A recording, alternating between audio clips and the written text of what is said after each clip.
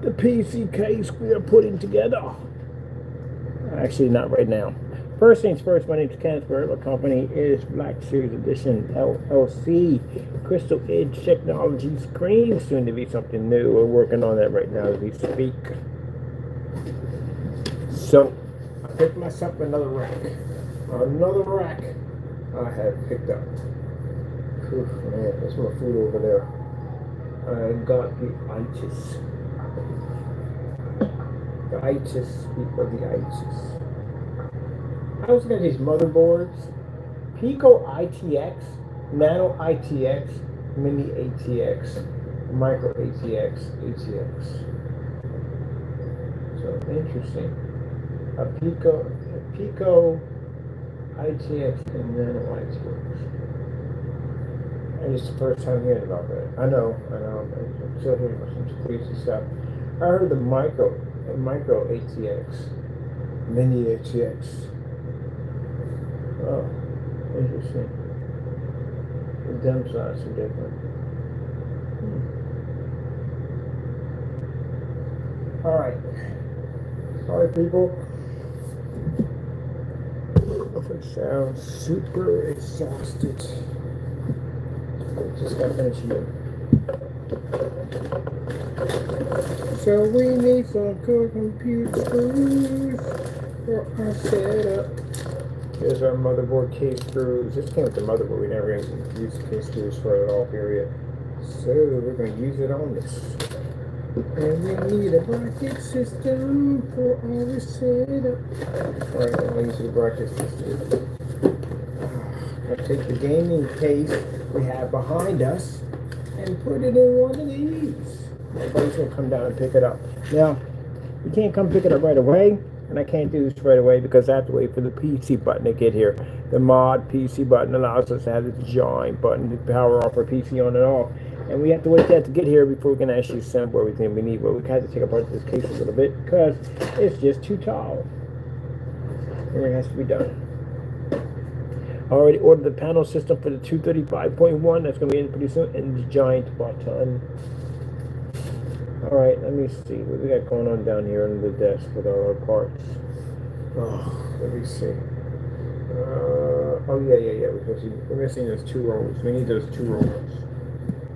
2 rolls. 2 rolls. Very nice to have it here today, but not today. At least we get to work on that 235.1 over there. Oh, heck yeah. Soon on that, baby. Soon. Just looking for my other 2 rolls I had. I just got them. I just cleaned the gun ready for doing our little bracket system we have to build for our case. So they can install that. To the left, to the right, to the right, to the left. Oh, man. Let me see.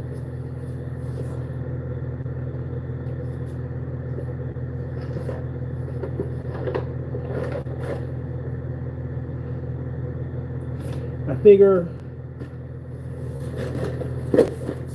I'm probably going to take a little vacation, but I'm going camping.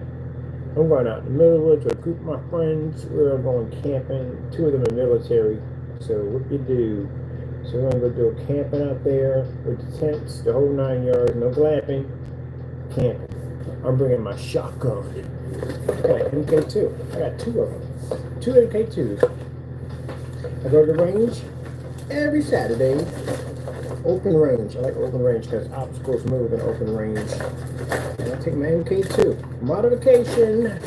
Yes, Christians can have shotguns. That's my favorite. I love shotguns. I'm a big fan of shotguns. Not the Winchesters. They're too big, too powerful, too much of a kick. They would throw me all over the place. But that MK2, oh my goodness, that thing is a beaut. I watched a woman of 125 pounds, 20 pounds, be able to fire that thing off. And not even at the hip. She was basically firing that thing off like it was nothing. I was like, wait a minute, she can hit that and I can get that. I used to have an AA-12, and that sucker right there, you got to fire that sucker off the hip. That's a lot of power right there. Boom, boom, boom, boom, boom. It's like a cannon going off. But anyway, I traded it in, and a buddy bought it for me, and I went and bought myself two MK12s. And man, I freaking love them. I love that gun so freaking much. I love it so much. It's lightweight, it's perfect. It's got interchangeable parts on it. Of course, I don't put the C-mags on it because that's basically inaccurate. You know what I mean? You got these big drums on it. It doesn't work for me. Unless you're breaching. You know, you're not breaching, then you don't need that. I like it has a single bolt hit, or basically it just has a rapid hit. But I prefer the extended clips. That's what I like to use. Yeah, we go to the range with me and my buddies, and we like to move in targets. Go out there and practice shooting. But anyway, that's my favorite. That's what I take with me. I bring mine with, mine has suppressors on it. One of them has suppressors. I put suppressors on one of them, and the other one has shell catchers on them. You know what those things are. But anyway, yeah, go out there and basically do a little camping. We ain't hunting. I just bring my toys regardless, because, you know, I've seen enough spooky stories and movies and whatever crap that goes on out in the woods. I'm pretty sure some of it's peaceful, but, you know, things will walk up on you like wild animals, and, you know, people, weird people, will walk up on you, and they just need to know, basically, if you come on this camp, you're going to have a problem at the end of the day. I could never understand how people go camping and do not carry firearms with them. I do not understand that. Have you lost your mind? You're out in the middle of nowhere out there. Anything can walk up on you. We use the electric fence at night because, again, we have some interesting creatures out here. We've had bobcat out here quite a few times. It's not where I'm at, a little farther up. This bobcat that pops up in the Poconos. Poconos has bears. They got brown bears up there.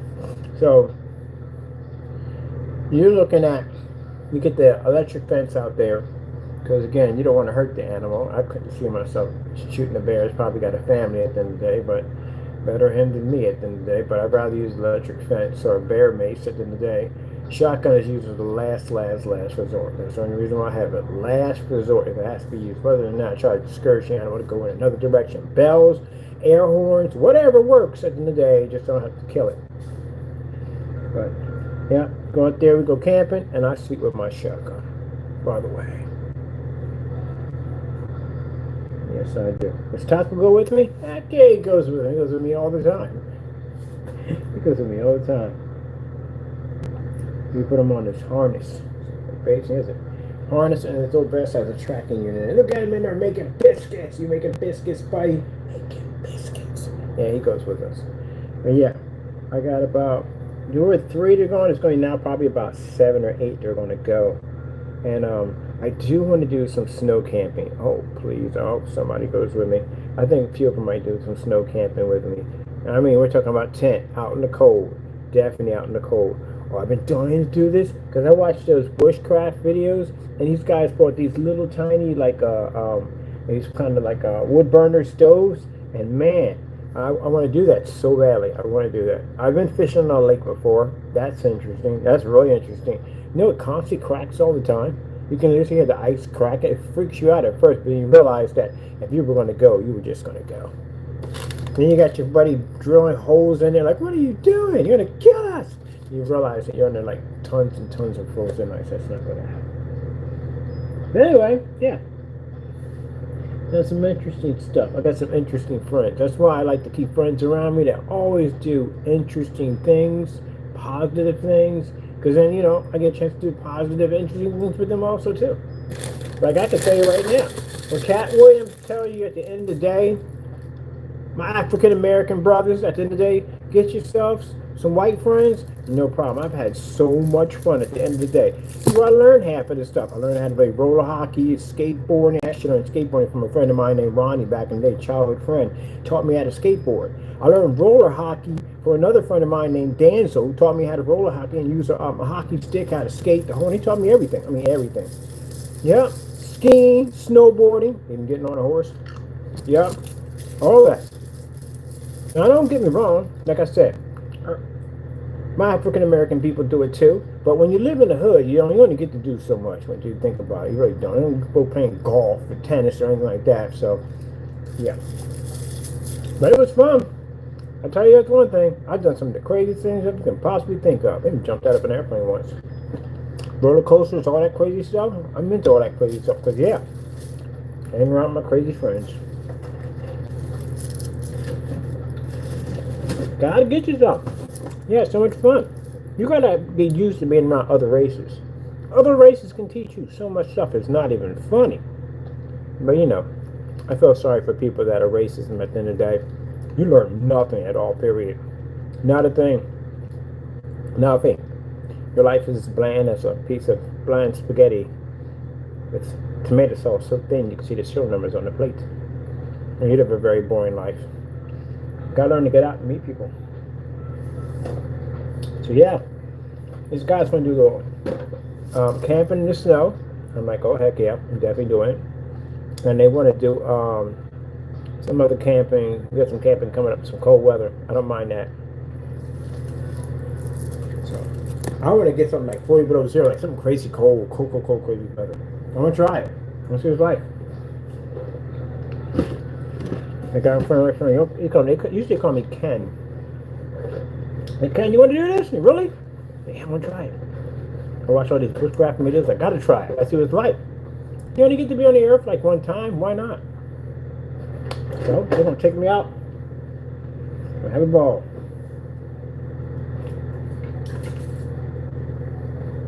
All right. Talking about my crazy friends. I got a friend of mine right now who actually knows the people that tear behind the walls. The whole shack, all of them. I want to get inside. I want to be on their side and watch everything on camera. There's got to be a hoop. We got everything here. We got zip ties. These are very important. These right here allow you to mount a lot of cool stuff onto your rack system. Are we going to use the whole rack system? Nah. Only what we need, that's all. I need an area to put my giant Pac-Man in and off if I get in. Remember, we're not going to mount the motherboard because we don't have the giant on and off button. When it gets here, we'll do all that. My friend is anxious to get his case. I'm trying to find the other two pieces that I had here.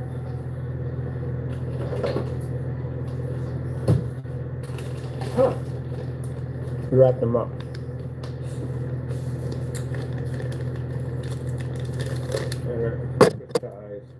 Or police officer handcuffs, everywhere you want to call them.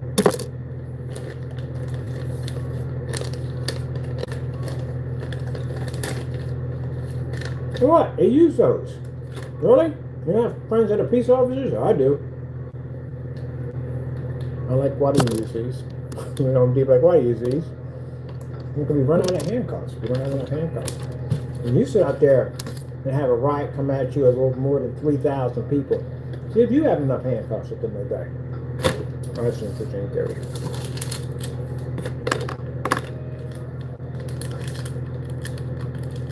Don't get me wrong. My friends know how I feel about them. Some of them are jerks. Some are not. All police officers aren't jerks. Some are very nice people at the end of the day. And some are jerks. It's like people at your job. Some are very nice people, and some are jerks. You can't say they're all jerks. Some are very, very nice people at the end of the day. Some of them are jerks. That's the way the world is. Some are nice, some are jerks. You can't say all cops are bad. Some are good, some are jerks.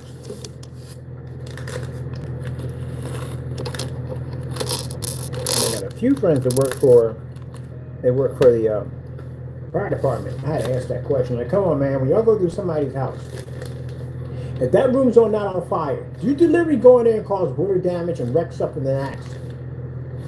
I had to ask that question. They told me no, they can't tell the truth.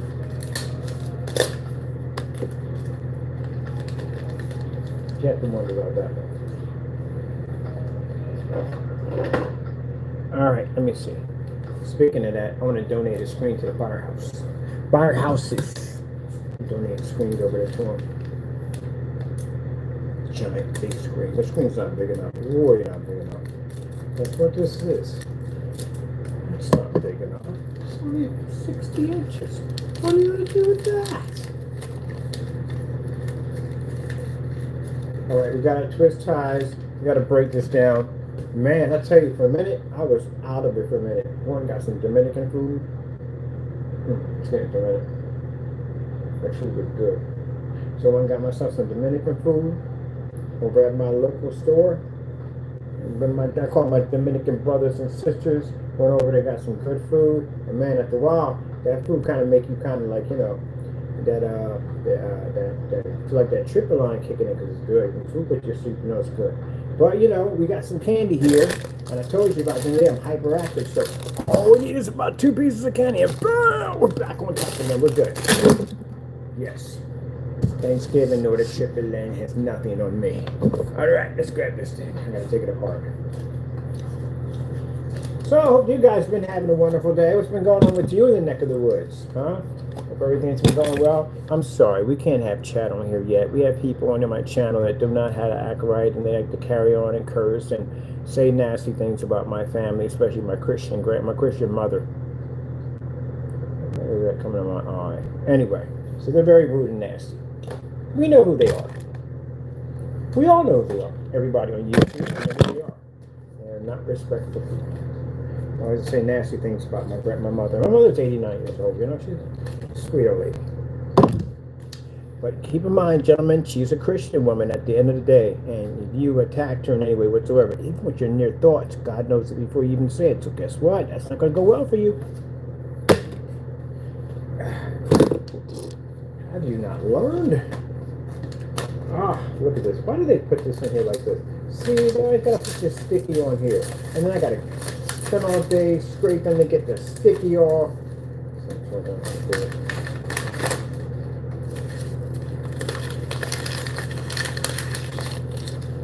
Lucky for you, my mother's a sweet, law-abiding Christian woman at the end of the day. Because my mother knows a lot of people, and I mean a lot of people know her.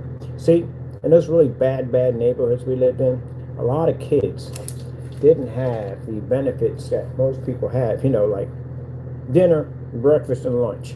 They didn't have that because their parents were too busy out doing things that they shouldn't have been doing, and they get a couple of dollars left on the table, and that's pretty much it they would get.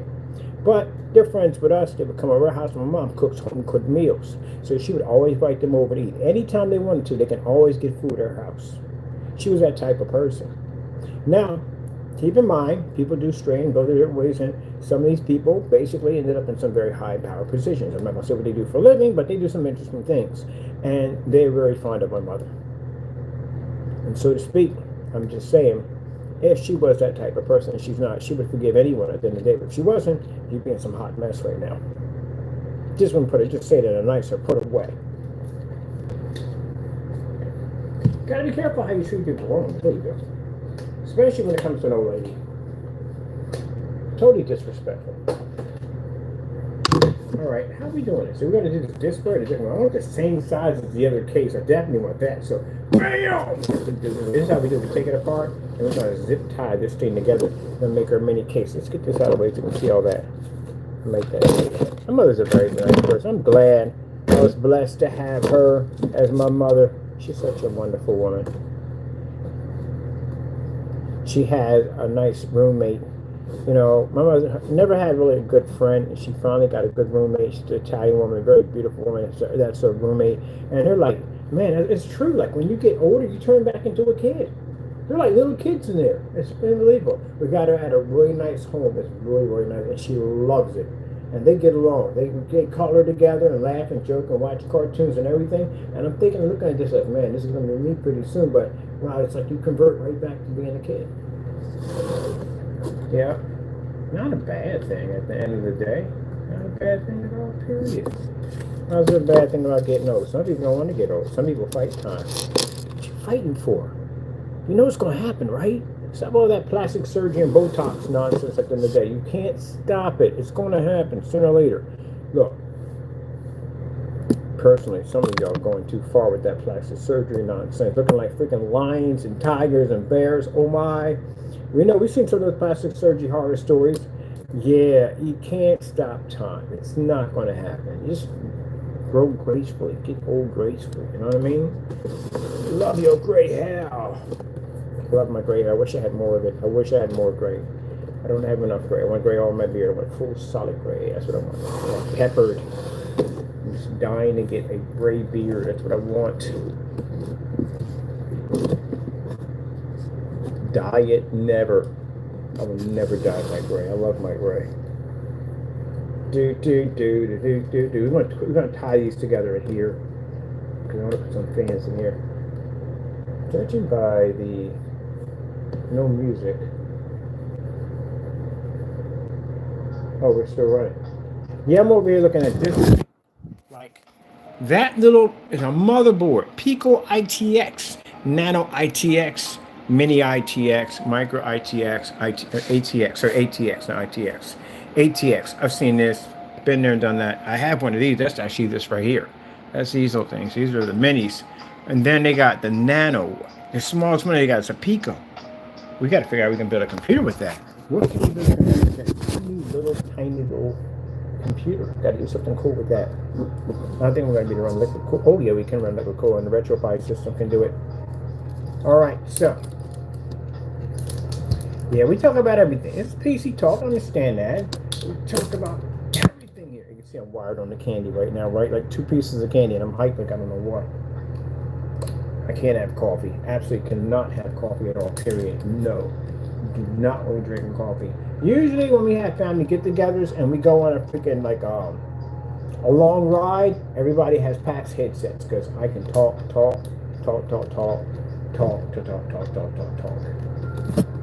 And we take our little breaks. We go to, gas station and all, and everybody just watches me. Make sure I don't buy any candy because I'm just right up.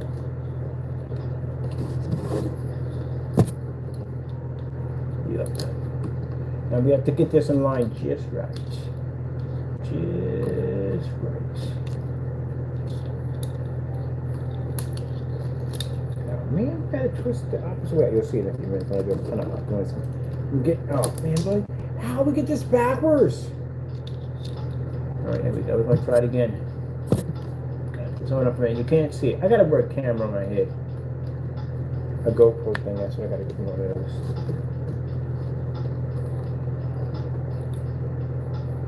Are you mad at these people? No.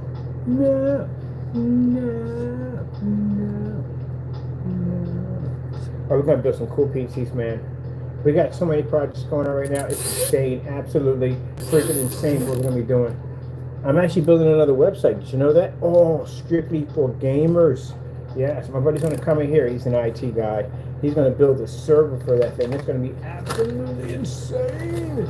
Oh, yes, console. You're definitely welcome.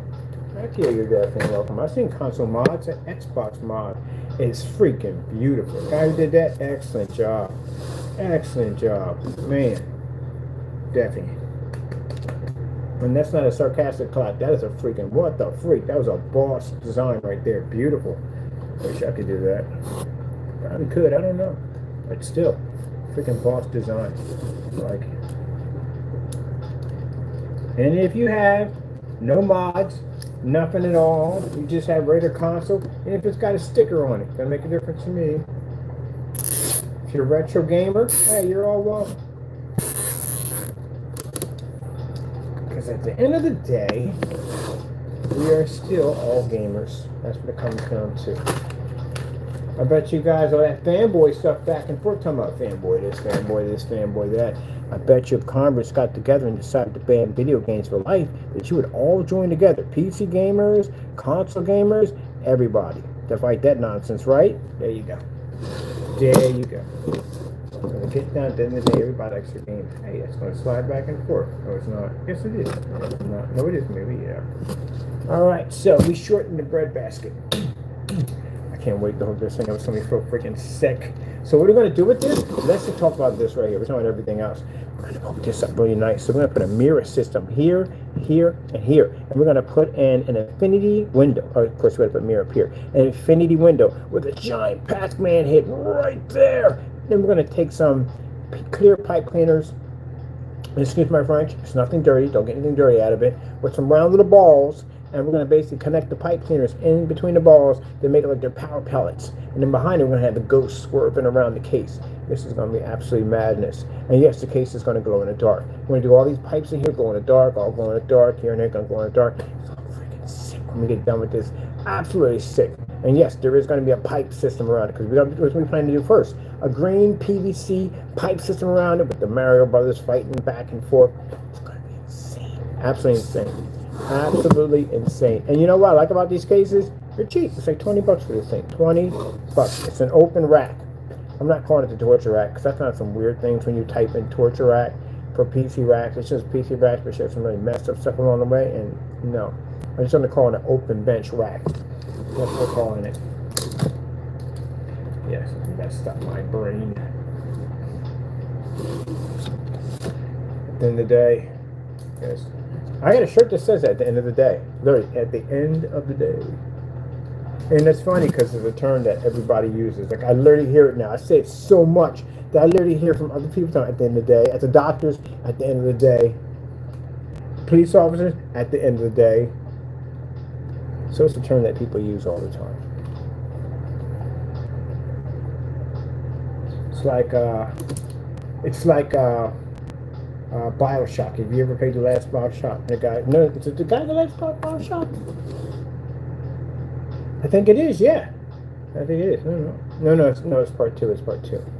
Thank you ever so kindly. He says it all the time. Every time he tells you to do something, he goes, thank you ever so kindly. Thank you ever so kindly. He's giving you a command word. But you don't realize it. Because you think for some reason, like, and the crash of the airplane, that actually happened, or technically it never happened. You were there the entire time. All that was fabricated. You were there the entire time. And every time he acts like something bad happened down there, and he needs your help to help him out. And every time you do something, he says, thank you ever so kindly. He's giving you these commands. You don't realize that you're being commanded, you're being controlled. Thank you ever so kindly. Because you happen to be one of the test subjects that were down there. You didn't realize it. Nope. They should make another BioShock. They do. See all these freaking remastered games, man. You're gonna do something, make another BioShock and make it under the water. Come on, man. It's freaking. I love the underwater version. But they should do it this way. If they do another one, they should make it so you can leave that world and swim in the ocean with the risk of being killed by sharks or anything else that goes on and waiting for giant squids or whatever to get the other parts. So that should make that a part of it too. That'd be freaking sick. If you have some weird sea creature out there waiting for you, oh, that would be craziness. That would keep me freaking going crazy. Something swimming by, really big, really huge, maybe a huge eye open up near one of the windows or something. Yeah, and you got to go out there to get to the other side. Oh, that's crazy. That's absolutely crazy. Absolute madness. I remember the VR game Summertime. You ever play that for the PlayStation 4? Summertime, put the VR glasses on, it takes you into like a virtual carnival. Oh my goodness. Freaking amazing job. Absolutely amazing job. Riding the roller coaster Ferris wheel, all that's fantastic. Got a Batman kind of simulator that you can ride through. And one of the things I like, they have this kind of this submarine that you get into. And it takes off, you look at these beautiful fish and tropical and coral reefs and turtles and dolphins and all that beautiful stuff, and it starts to descend. It gets deeper and deeper and deeper, and it gets darker and darker and darker, and the next you know, you're in this huge freaking cave with these stalactites and these kind of weird Mayan statues and stuff, and next you know, you just see this big animal, and it's a sea monster, pushes right past you, and it bumps your, hits your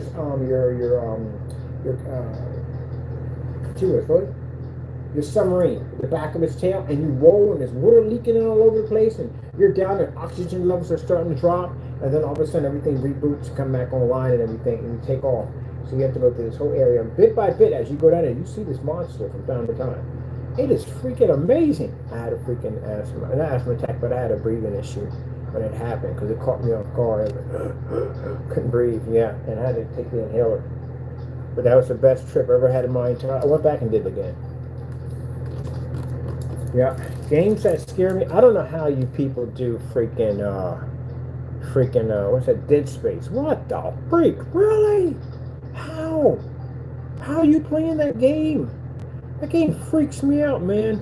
I got that game the first time, and I remember going down the corridor, and you open the door, you see that weird thing with that arm sticking out of its neck or whatever that was going on down there. I was like, that's it, we're done. We're unplugging the game. We're unplugging the game. I got people beating that game. Like, how are you doing this? Silent Hill? No. Resident Evil, yes, I'll do Resident Evil in a hot second. But Silent Hill, no, no, no, no, no, no, no, no, no. The Evil Within, no, heck no. That is just too much. I think the scariest thing I ever played was Aliens. I had strobes going off in the room when I was doing the headsets and strobes while I was playing Alien in the dark. All right, so we got this all tied down real nicely. See how that's tied down real nicely right there? See, it's real tied down real nicely right there. We can put fans up in here too. All kinds of cool fans and stuff. I'm gonna trick this sucker out. So what I mean by trick it out, we got the cables for the water cooling system. There's a sleeve you can put over top that lights up back and forth. You use that RGB light up, and all the we're going to max out our RAM to 32, and we're going to put those RGBs on there too, so that all lights up. So everything's going to light up in the sucker. Everything's going to light up in here. Everything. And what is wrong with him? 2 pieces of candy, people. 2 pieces of candy. That's all it takes. 2 pieces of candy. Wait. If I'm hitting the camera here, how does it react in there? Well, that's crazy. Whee! Anyway, yeah. So this is why I could work freaking massive shifts when I actually do working catering business, because yeah, coffee beans. One time I had a habit of eating coffee beans and washing them down with soda. Don't want to go there. Don't want to go there. So I have actually traveled through time and I know the face of God. So yeah. Comes in handy. At one point, it used to was a headache to be hyperactive, but it does come in handy when you have to do mass hours. You're wide awake. Come home. Oh, the Lucky Charms incident. You ever take ice cold espresso milk and use it for a substitute for Lucky Charms and add in extra marshmallows with it? Oh my goodness, you don't even blink anymore. People were walking over top of it with a mirror to see if you're still breathing. Yeah, you go get that ice cold espresso coffee. Use it to substitute for milk and Lucky Charms, and you go to Amazon and you buy those Lucky Charm marshmallows. Woo! You'll be home up on the roof with a lantern screaming 4 o'clock and all is well. Yeah, you'd be hyped. Oh, yeah, I took that and had to do exams. All right, these twist ties are the best, and these right here are your best friends. Also, too, in camping, when I see with the bushcrafters with these things, they build some crazy stuff with these twist ties. Yes. So we already got that part done. We already finished our rack. Usually, you know, they might charge you all these money for a rack, like a lot of money for a rack. I'm thinking, why am I going to spend all this money for a rack? You know what I mean? $130, $150, $20. And $2.79 for the twist ties, which will tie everything in right nicely. And the toilet paper rolls for mounting your stuff. So those are what do you mean by that? Yes, see, we got the rolls here and the rolls here, and it mounts up quite nicely right here. Everything is tight and right nice. Once we finish our job, we already ordered the tape already to make this silver out, so it gives that kind of refrigeration look to it. So that's already coming in. And there's a giant button. We have to get another giant button for ours. And then we got that whole refrigerator thing going on in there right now. But it's going to look actually more awesome than that, because we're just getting started. And this is a project that's actually in motion. So is this one right here. So is that one over there. It's in motion, people. It's in motion. Oh, I forgot to go to the thrift store. I'll get to them all. We got to go to the thrift store. I'm looking for a painting. A picture of a painting. And if all goes well, our 235.1 panels will be in the days. We'll start working on the 235.1 setup. It's really freaking amazing.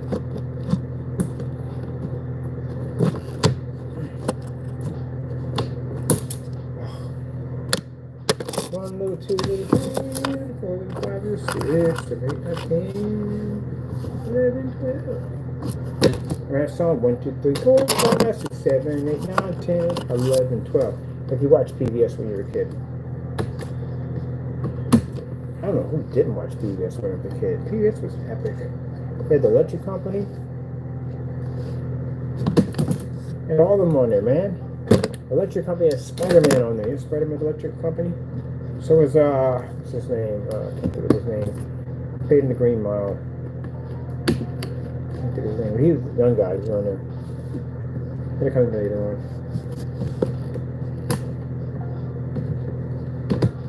You can't watch cartoons without cereal.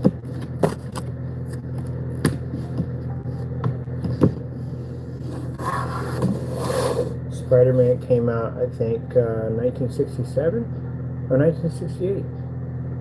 It's one of those.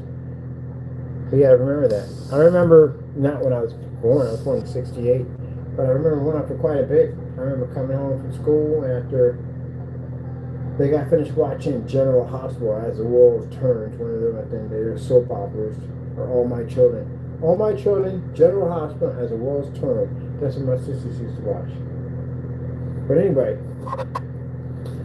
yeah, watched Spider-Man, and I think at that particular time, I remember at one point a lot of the cartoons that were on TV were all Japanese.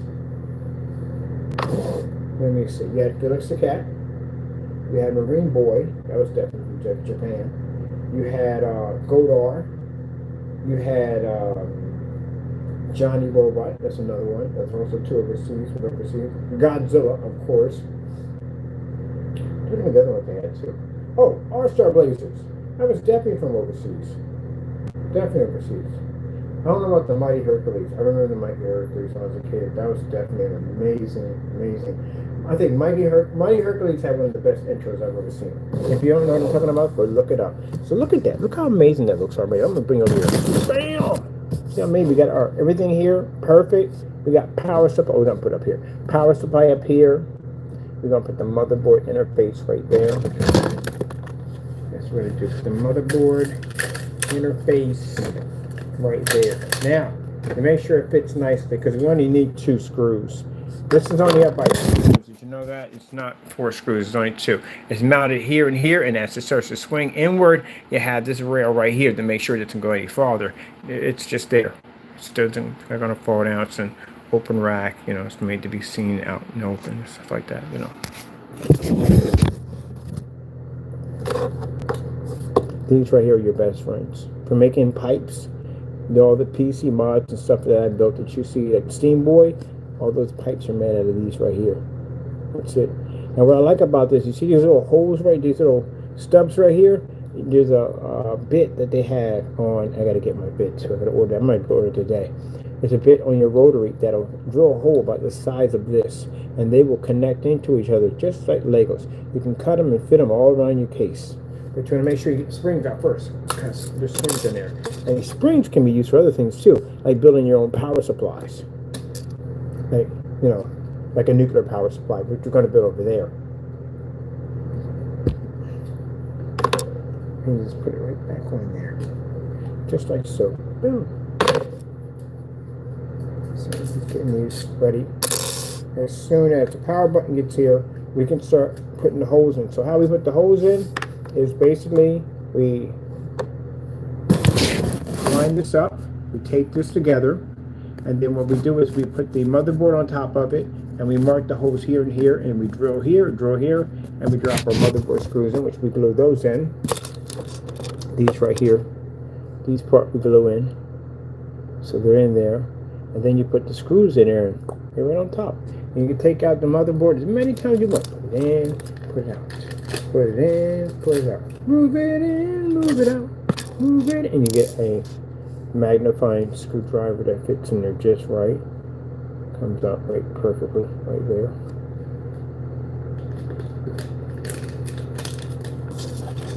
Now, I don't want anybody to think at the end of the day that I'm talking like this because I'm trying to belittle you, because I'm not. I'm just having fun. You know, don't take it personally. Relax, chill. Some people get a little upset, like, how dare you speak to me that way? How can I speak to you? We're just having fun. That's all it is. You know, when you get people at the end of the day that I want people to learn how to build PCs. You know, I think it'd be an interesting hobby to get into. Why not? And it's not expensive. You have to spend a lot of money at the end of the day for high power parts and all that stuff, but you should learn how to build a PC. You know, people at the end of the day are talking about, I'm hardcore console. I'll never be on a PC ever. Okay, well, pretty sure the roller coaster you're about to travel down is going to make you think about building a PC. But for those who want to do it, it's not as hard as you think it is. It's just memorizing your part. Your board will tell you everything that you need from the door. And you just look up the parts that go to that board. That's pretty much it. That's all. Very easy to do. Very easy to do. The operating system is just a series of yes and no. Mostly, you won't see any of those options pop up. There are actually things that you want to add to it, but you might not want to add to it. That's basically about it. You can always go back and change things as you go along. You're not permanently stuck with that. So if you make a decision you don't like, you can always go back and change it. There's an option. You can go in there, control option, and change anything you want in there you want. But other than that, build it are really easy, very easy. I'm going to basically put a schematic design for a simple basic PC on the gaming site that anyone can put together easily. Show a tutorial video. Anyone can put together easy and have your setup just like that. And then you can go gaming off of it. You don't need a lot of power. Most of the games that I'm playing on the system over here with these, games I play that have really high graphics on them, they're actually way below under minimum specifications. And don't tell yourself at the end of the day you can't do it, because you can do it. Stop telling yourself that at the end of the day. Don't be a nay, be a yay. Because you can build a PC, yes you can. You've seen Superman, the guy who plays Superman, he built a PC. Yeah, he built one. He built one for the first time. Never built one before ever. Now he knows how to put it together. And he'll be doing them over again. He'll be memorizing parts for this and memorizing parts of that. It's just all memory. And for those of you who think that you can't memorize parts, well, just think about it. When it comes to your console system, you have memorized every game you have in your library, every control pattern you could possibly think of. You know that already by hand. You could have never played that game in years and pick it up and know it just like that. So you can memorize parts for the PC. Yep. You can memorize parts for your car. You can memorize parts for everything else. You can memorize parts for the PC. Ooh, we had to use this one already. We got to do something with these. We snapped these off. We got to do something with this. What can we make out of this? Ooh, I got the idea. We got that case we got coming up with the whimsical case. Can't tell you we're going to put it in something weird. But this would be pretty cool. Some optic fiber lighting and coated with some blue. Oh, dip these in some solid blues, greens, and reds. Put some optic fiber lighting through them. Oh, these would be freaking cool. Oh, yeah, we're definitely keeping these.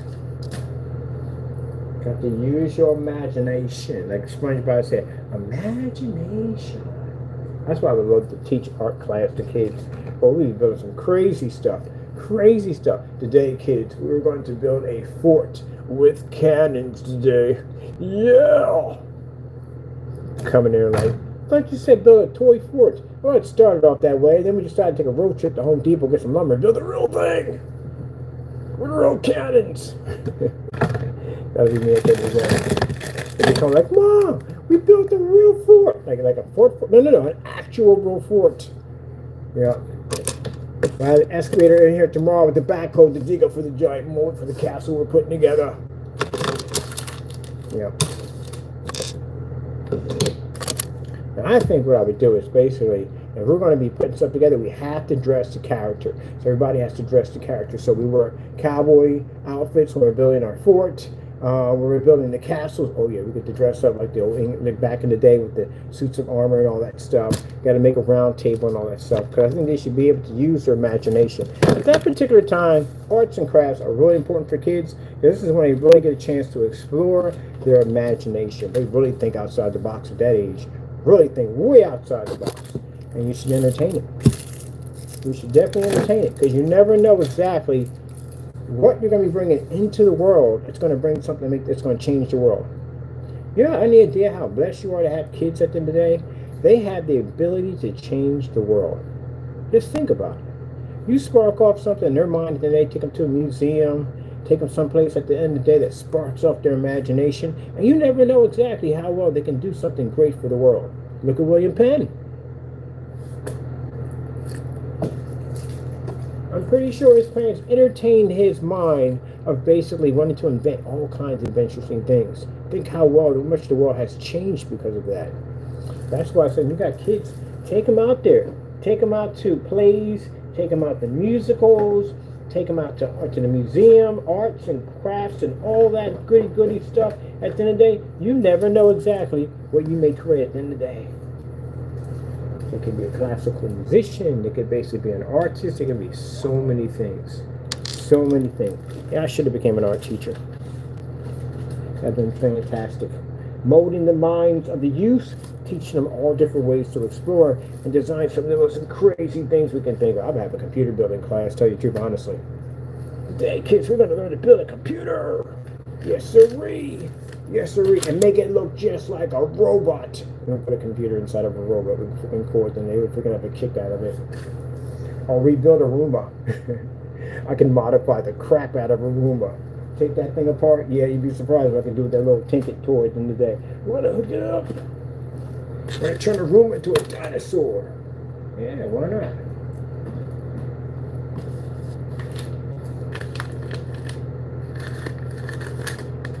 Why not?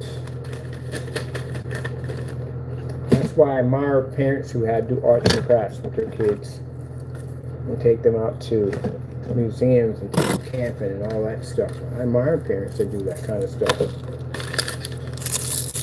Throw it on your kid's imagination. That's what you want to do. Like with my sister, at the end of the day, the kids can play video games, but they gotta read at the end of the day. You want to play, you gotta read. And now it's gotten to the point that they read more than they play. Nope, right? You gotta give them that. You gotta read something. Start a book. Start reading it if you want to play the game system. Don't stick them on the game system all day long. Especially get them outside to run around. When I was a kid, well, we didn't have all that stuff. We just went outside and ran around. We had that, basically my mother would say, make sure you're in front of the house when the street lights come on. Yeah, because we was always out in the street running. It was kickball, soccer, there's all kinds of stuff. Yeah, all kinds of last man standing. There's all kinds of stuff we did back then, back in the day. The kids went out and played. We got jacked up out there too. Like we did Evel Knievel. Evel Knievel, come on. Oh my goodness, man. Every kid on the block was out there with their bikes, man. Huffies, freaking BMXs, all that stuff. Jumping over stuff, man. Everybody wanted to be freaking Evel Knievel in the day. And man, if you broke your arm in the process, you were considered to be a hero at the end of the day.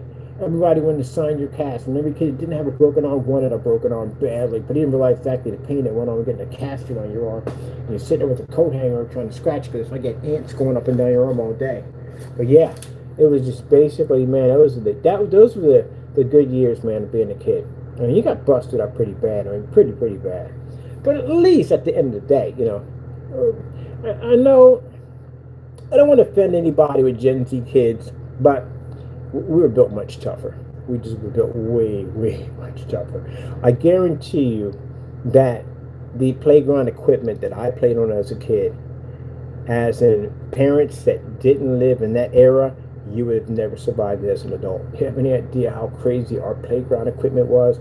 I didn't really think about that until later on when I was out with one of my godkids and I was looking at the playground they play on, and there's this spongy AstroTurf underneath, and I'm bouncing on it like, wow, this is freaking crazy. Like, we never had this when we were kids.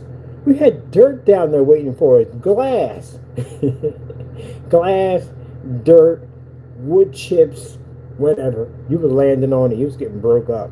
I mean, yeah. And then the drop from the monkey bars. I mean, the monkey bars felt like they were like 8 feet tall.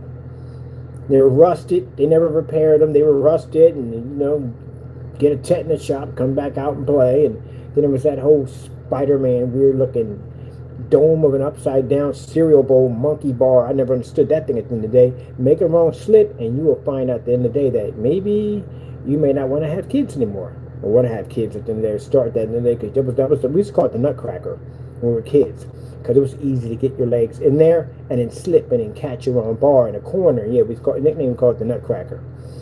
What was the other one? The infamous sliding board. Yeah. So our sliding boards were like 12 feet tall. They felt that way. I mean, literally, when you were climbing up one of these things, you felt like you want to give out a little yeah, Leo while you were going through. They were really up there, big sliding boards. As you fell off one of these things, you were going to get hurt pretty bad. You're definitely going to break an arm on the way down. But that's not the interesting thing about the sliding board. We all know, people from that era, They were metal sliding boards, and those suckers would bake in the heat. And then, you watch some kid get on it and slide down it face first and watch him get his chest burnt off. Or his back and whatever went down in there. Especially if he had the tunnel, the round one, the circle one, it was all metal, and those suckers would heat up in the summertime. It was like getting fried from left to right as you was going down. Oh, those were the good old days, I swear. I wouldn't take them back for anything in the world. Best way to grow up as a kid. Best way. Man, but I look at the way they make stuff today compared to when I was a kid. The tetherball system. I got my nose broken on a tetherball one time. Yeah, kid smacked it. It was coming my way, and bam, right in the nose, and broke my nose. Went up to see the nurse. They plugged them tissues up your nose and everything, and reset the bone. You come back downstairs, blood all over your shirt. Yeah, ready to play again? Yeah, I said, we're built tougher. We're just built tougher. Fall out of a tree, break your ribs, mother take you to the hospital, can't breathe, can't laugh, can't do anything, if everything freaking hurts. I remember going through that. Dislocated my shoulder. That was an interesting one. I actually found a shotgun and my oh yeah, that was a crazy day too. So basically I got my brother to put an apple on his head, and I found a shotgun behind the bed over at my uncle's house. This is my great uncle. He fought in World War II, and he had some interesting items around his house. My mother left us there for a couple minutes and said, watch them, make sure they don't get in any trouble because they're mischief. And we were mischief. We were like gremlins at the end of the day. So we were running, jumping around. We found one of those big old overcoats. He had two of them. We had the big hat on. We were playing like we're like the outlaws, and jumping on the bed pushed back a little bit, and we found a shotgun. So I was like, hey, let's go to the backyard. You put this apple in your head, and I'm going to try to shoot it off your head. Yeah, so that shotgun was a sawed-off double-barrel shotgun with a ton of kick to it, and when it went off, it dislocated my shoulder, which, of course, I couldn't miss my brother in the door with that shotgun around and everything, but, yeah. So, he basically put a piece of leather in my mouth and gave me a stack of books and pushed it off the side. I screamed and passed out. And he told me to take it to my grave. He threatened me to take it to your grave. Make sure you tell your mom. Your mom finds out about this, I'm in a lot of trouble. So yeah, she never found out about it. I said I got hurt. Because kids were always getting busted up, falling off the stuff all the time. So I fell off a tree, it happened, so it happened, so. But yeah, those were the good old days, man. Those were the good old days. Rock fights, we used to have rock fights, bottle fights, all that stuff, man. The go-karts down the side of hills. Yeah, and that Evel Knievel craziness, jumping over everything you could possibly think of, especially flipping over your handlebars and getting run over by your own bike. But at least at the end of the day, you had battle scores to brag about it. Yeah. So, yeah, I got Gen Zs in my family. I do. I got Gen Zs in there. I come from a family of 10. My mother has grandkids. They got kids, and they got kids. So we got Gen Zs in there. And I have to say, extremely interesting. I'm not saying all of them are like that. No, I can't say that. But majority of the ones I met are. And it's kind of like they act like they discover stuff that's been there for centuries. Like the one guy they showed was showing that he figured out how to take his ice cream from his ice cream cone and put it in his root beer. He was inventing something new. You just have to look at them.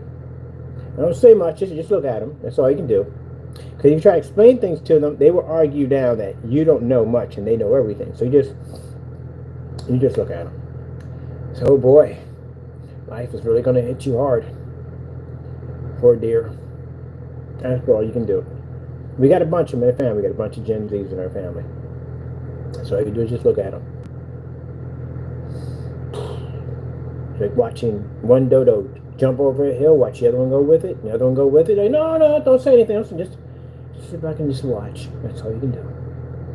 Now, when people get offended over this, I'm not saying all of them, but I'm just saying there's a good amount of them. Or one day, this one girl, somehow, how in the world do you plug a USB into a phone jack that was on the wall? Is we got to put your hands up in the air, just look at them, and just walk away. Yep, that's all you can do. All you can do. I think that whole, I don't know what the food cult, I don't know what they deal with that is, man. the soy and the glucose and all that stuff. We ate that stuff when we were kids. Ain't nothing happened to us at all, period. We had all that junk, all that stuff, everything you could possibly think of. Dyes and sugars and all that stuff. We turned out perfectly fine. We're good. Because if we didn't, that means that Gen Z wouldn't have had a chance to be able to survive for jack at all. If we didn't survive, they would have survived. So the fact that they're here means we did a great job. We survived it all. Everything. Everything. Everything. I bump into the other half that they live in the suburban life. I'm going to get that part right there, the suburban life. Suburban kids want to be in the hood. They want to be in the hood.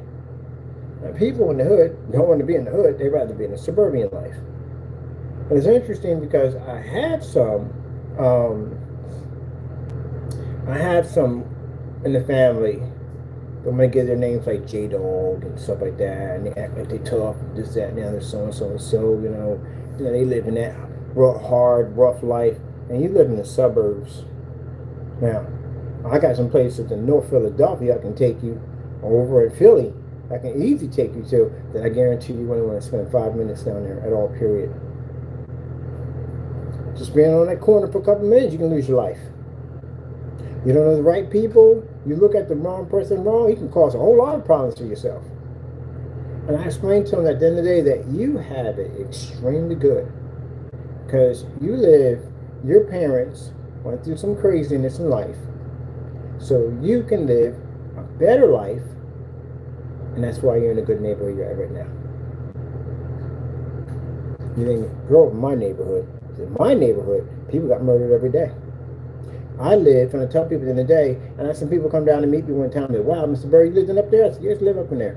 Strawberry Mansion, 1980. When crack first came out, that's where I was living at. I lived in 8th and Butler, 33rd and Diamond, 5th and Allegheny, Richland Island Projects. I've been through all this, all my stomping grounds in Philly.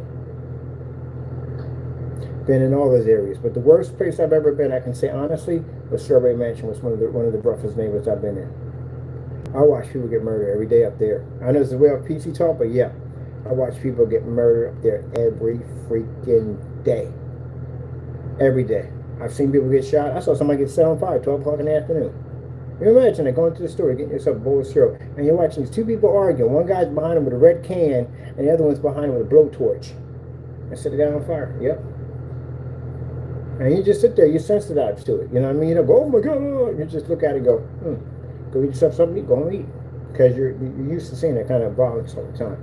But not all of it was bad. Don't get me wrong, it wasn't all bad. I mean, you have your bad days and crazy stuff you see, and you have good days. All the block parties I've been to, people hanging around having fun every day. I met a lot of beautiful people down there. The whole neighborhood's not bad, just crazy stuff happens down there. That's basically about it. I remember one time me and my friends came back from a basketball game. We found a brand new Cadillac Seville in the lot. It had no doors on it. Someone just took the doors off of it. I guess that's all they needed. So I'm like, one of my buddies has a driver's license. Can you drive that? And he was like, yeah, I can drive. Let's get in. So we took it for a ride around the block. It had no doors on it. It ran, everything. We just rode around the block in it. And I remember an officer that knew everybody in the neighborhood, one of the officers, cool guys, knew people in the neighborhood and everything. And he saw us driving with no doors. So we parked the car, and he comes over, and my buddy's put his hands up like, yeah, I can't understand what you're saying. Hold on, let me roll down the window. So he does the whole roll down the window, put his arm resting. He had his arm like a window out there. And the guy was like, where'd you find the car? You know, we ain't like those kind of kids. Where'd you find the car? I said, we found out there in a lot with no doors on it. Probably just stripped it off the doors. He's like, okay, I need you guys to get out. I said, okay, fine, whatever. So dude, like, am I going to get it back? Am I going to get it back? Oh, yeah. Hilarious stuff. So that's kind of something you can laugh about and joke about and stuff like that. So it's not. When you're used to basically living in that kind of neighborhood, it doesn't really seem that violent. It really doesn't.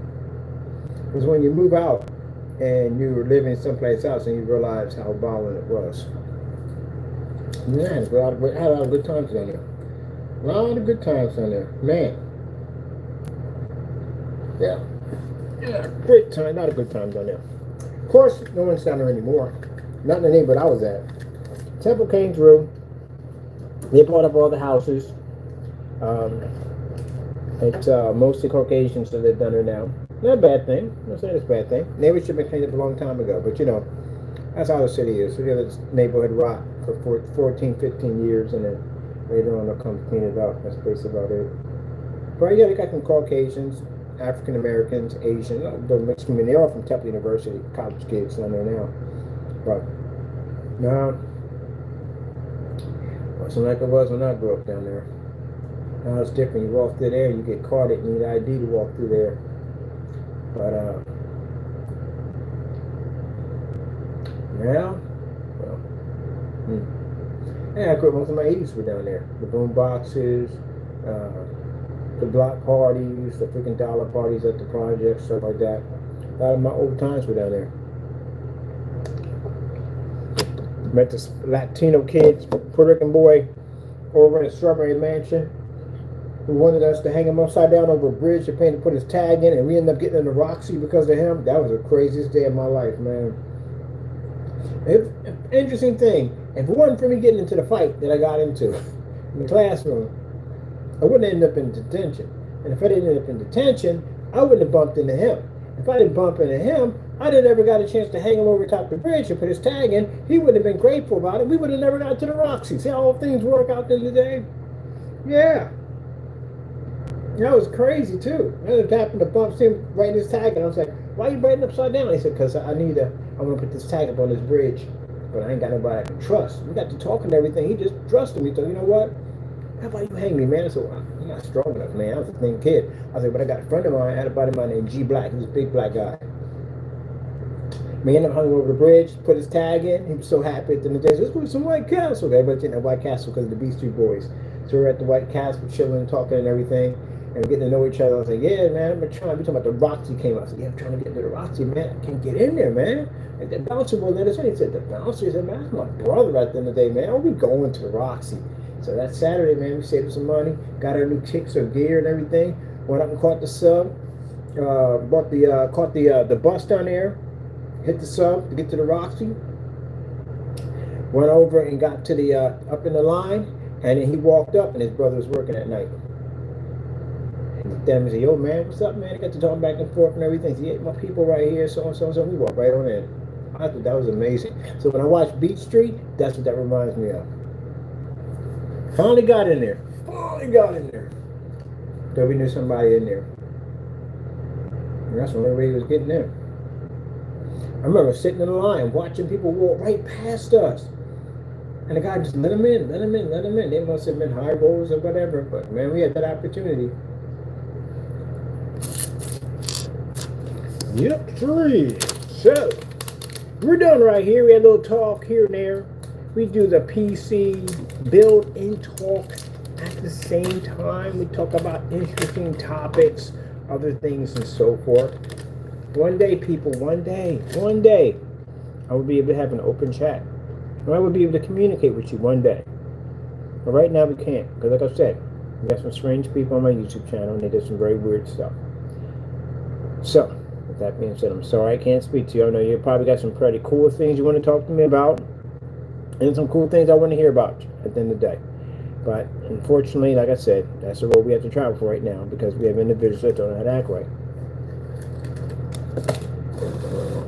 And it's already got done. My first stage in my PC. My case. Look at it. We're just using toilet paper rolls and a rack. I know that sounds insane, right? No, I know it sounds insane because what we do, we have to do something with these things. What are we going to do with these? We gotta get something cool out of it. Something cool. We gotta make something interesting. So we're going to do. Whoops, 10 minutes ago. Gotta do something with that. I don't know. Something with that. I got a bunch of these now in the bottom of my drawer. And we gotta do something with these. Something we need to do with them. What do they do? What do they do? Gotta figure out what the purpose of these. Everything has a purpose. Everything has a place.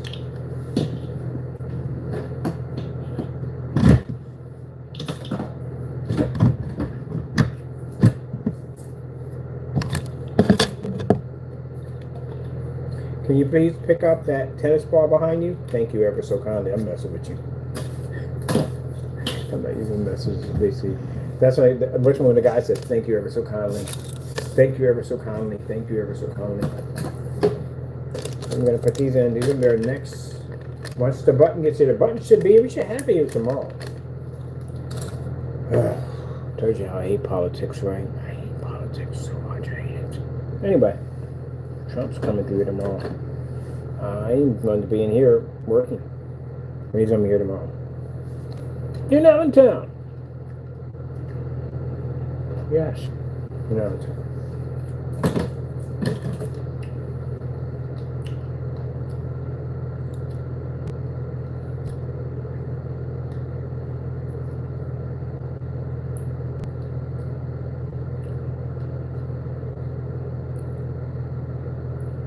Now, let me explain something to you people. I don't like to talk about politics, but never was a hater of Trump. When he was out there doing the casinos and all that stuff, that was just Trump. That's him. That's what he is. At the end of the day.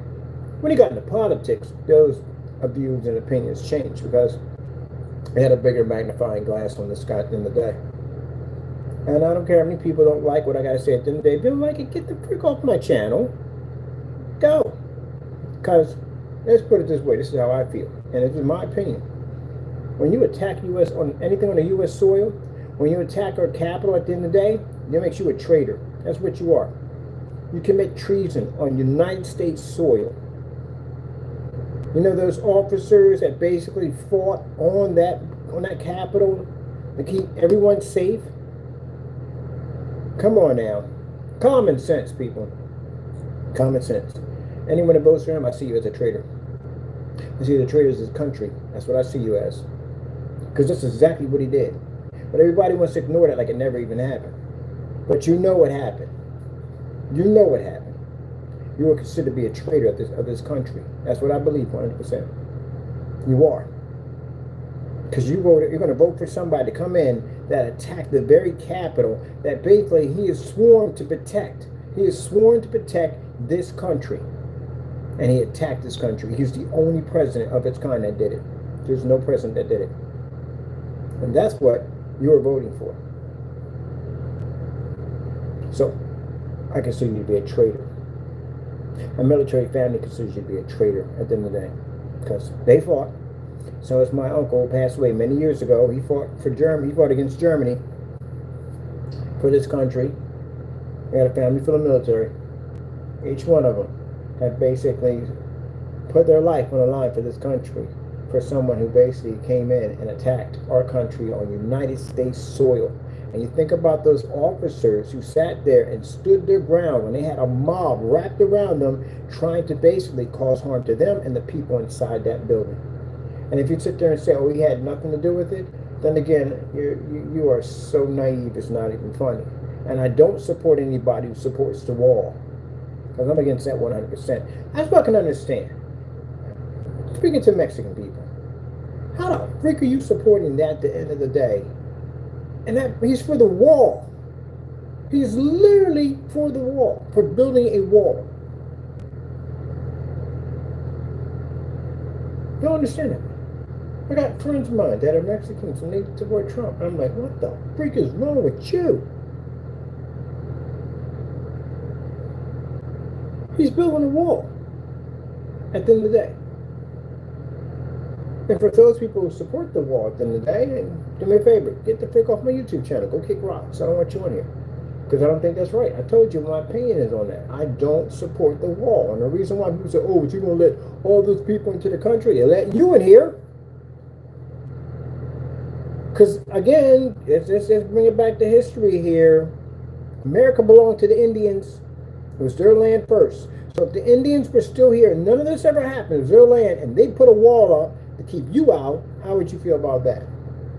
If they said that we don't want you in here because all you're going to do is come over here, take over, destroy our land, try to kill us. Oh, wait, you already did that one already, right? Okay, then there you go. So imagine if they put that wall up too. But you have the nerve to put a wall up that says they can't come over because, oh, they're potential drug dealers and they're rapists, and they're all these things at the end of the day. So you just judged everybody, a whole entire race of people of being this at the end of the day. And that's the reason why you don't want them over here. You're afraid you're going to take up the jobs and everything. Some of you Americans over here are lazy, because I've seen y'all. You're lazy. You won't work, you won't get a job, you sit on there on food stamps all day long, and basically at the end of the day, you're worrying about someone taking your jobs. There's so much work out here, it's not even funny. They have a right to come over here. They have a right to get their citizenship. They have the right to work a job, get an education, go to college. They have that right. Anybody at the end of the day thinks they don't have that right to be over here, there's something wrong with you. But yet you want to go over to their country and you want to enjoy their lifestyle over there. But you don't want them over here. And I've seen some of those ignorant people treat them dirty and nasty at the end of the day. Call them those nasty names you could possibly think of. Don't ever consider yourself to be a human being, because you're far from it. Not a human being whatsoever. I think that's the most disgusting thing I've heard in my entire life. Somebody said, we want to put a wall up so we can keep them out because they're this, that, and the other. They're going to judge the entire race. Well, Indians could have said a lot about you, too. Could have said a lot about you at the end of the day.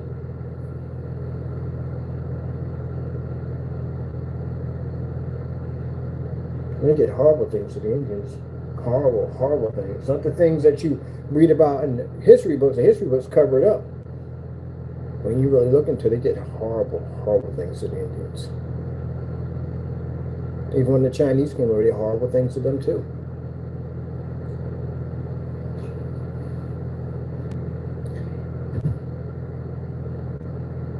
And yet you want to go over and say all about Mexico, that they're this, that, and the other, and put a wall up. That's pure hatred at the end of the day. Well, because I have any fine planet somewhere we can live on. Well, I can live on, because I would love to go there and leave Earth altogether. Bye.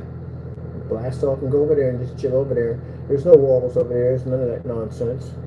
Racism wouldn't exist on that planet if we don't bring it over there. Be like a do-over. We can have a rule. Anybody comes over with racism, opinions, and all that nonsense, we got a special rocket. It's called going to the sun. That's where you'll be going to. And boof, there you go. Bye. That's racism. Build a wall. That's the most ignorant thing I've heard in my entire life. Going to build a wall to keep them out.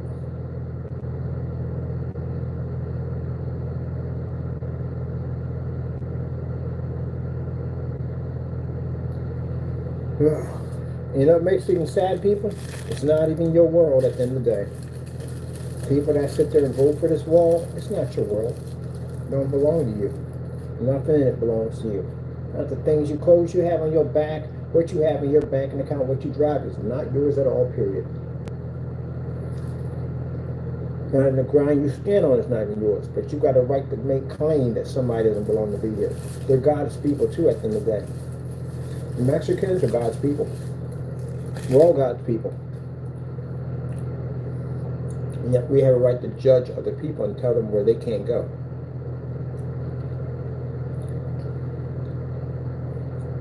Yeah, that's going to be an interesting conversation. You're having a conversation with the Lord Almighty himself. You explain to him at the end of the day how you came up with the bright idea of thinking that building a wall at the end of the day to keep his people from going where they want to go on the planet that belongs to him to begin with. That's an interesting conversation. That's one I would not want to have. So who told you at the end of the day that you own the world? Who told you that you had a right to judge my people at the end of the day? Who gave you that authority? Did you make this world? Did you make people? Of course, women make people, but I'm talking about as in make the human race, make people. Because they had to start from somewhere. God is the maker of all. So, did you do all this? You didn't. You can't actually, you can grow a tree, but you can't make a tree. So, did you make all this? Everything. The entire world, the universe, everything. Did you make all that? Did you make everything? You didn't make none of it, right? No, period. All that came from God. It was here before you got here. So how is it yours? How are you to have the right to make rules and regulations that certain people shouldn't be allowed here and there? They had that with black people at the end of the day. Segregation, where we couldn't go here, we can't go there, we can't go to that school, we can't drink out of that water fountain, we can't go to that restaurant, we can't be in that movie theater. Segregation. That was like a wall right there. A little mini wall put up everywhere you put that sign where it says whites only. We couldn't go there. We went there was consequences. We beaten to death or probably just beaten. But you couldn't be there. Same thing with the Mexicans. Let's put up a great big old wall up there and let's say you can't come over here. Same thing. Germans had it too, with the Jews. Every race had it with a different race. Or they blocked a race where they couldn't go here and there because they didn't want them in there at all, period. Because they weren't comfortable. Now, am I saying all the hell race? No. I wouldn't say all white people are bad, because all white people are bad. I got plenty of friends that are white myself. I hang around all the time.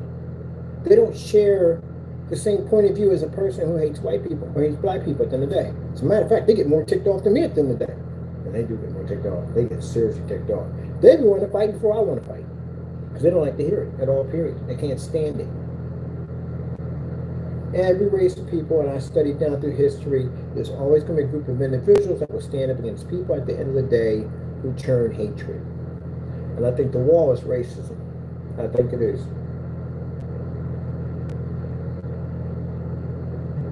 Presidents bring it up, and wannabe presidents bring it up at the end of the day because they feel it's going to drive them more votes. Shouldn't be saying it to begin with. Period. Imagine, it'd be interesting. They put this wall up here. Plague breaks out. Every place except for Mexico. Mexico is the only place that's immune from this plague. You gotta be careful on how you treat people at the end of the day. I bet you'll be working out all kinds of deals at the end of the day to try to get over there. It'd be the opposite way around. We'd be breaking over there instead, wouldn't it? Wouldn't that be interesting?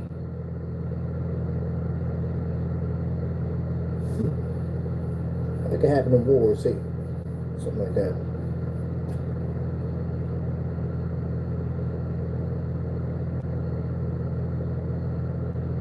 Then we got myself a YouTube channel called Speak My Mind. I got a lot to say, people. Take the best of it for the rest of us. I got a lot to say at the end of the day. My Lord is the one that blesses me with my company, blesses me with my business at the end of the day. And a person cannot make or break anything that comes of my company at all whatsoever.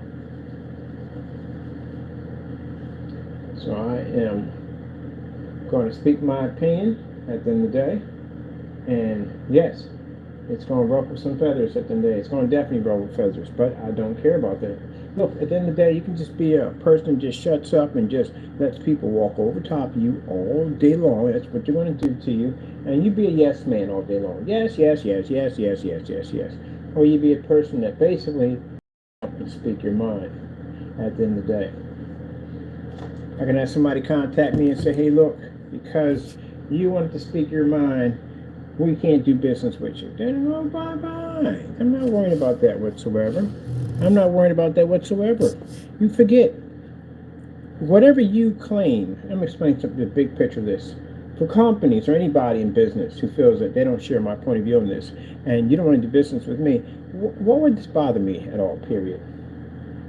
The reason why this is not going to bother me at all, period, is because my blessings come from God.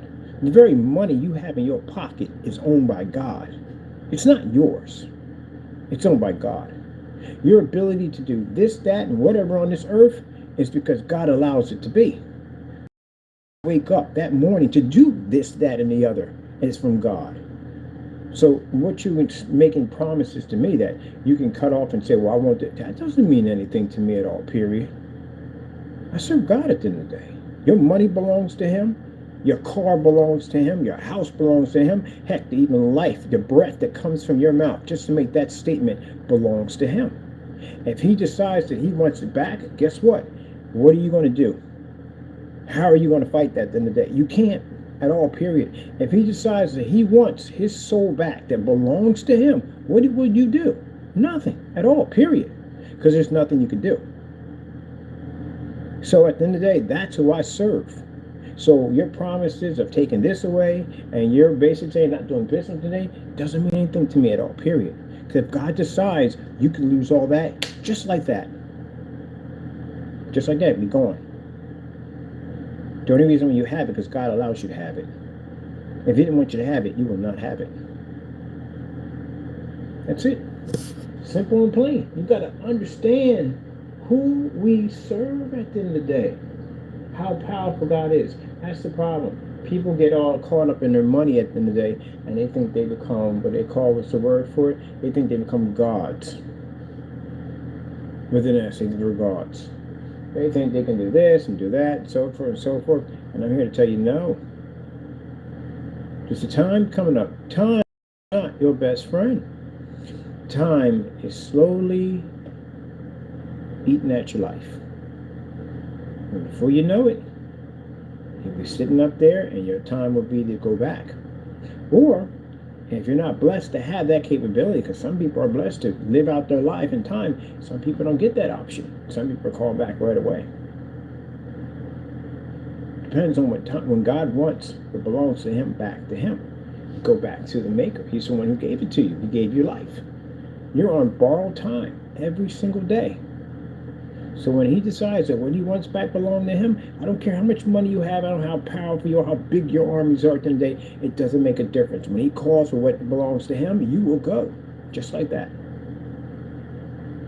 And when you reach the other side, you're going to have to show at the end of the day that you have made it worthy for yourself to be there. Because if not, there's another one over there waiting for you also too.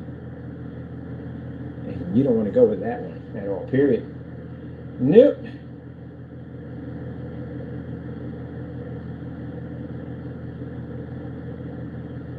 No. So it really doesn't make a difference. So you got people out there that call themselves Christians at the end of the day. The minute somebody promised them some money, they drop their cross and they run to that money. That fast.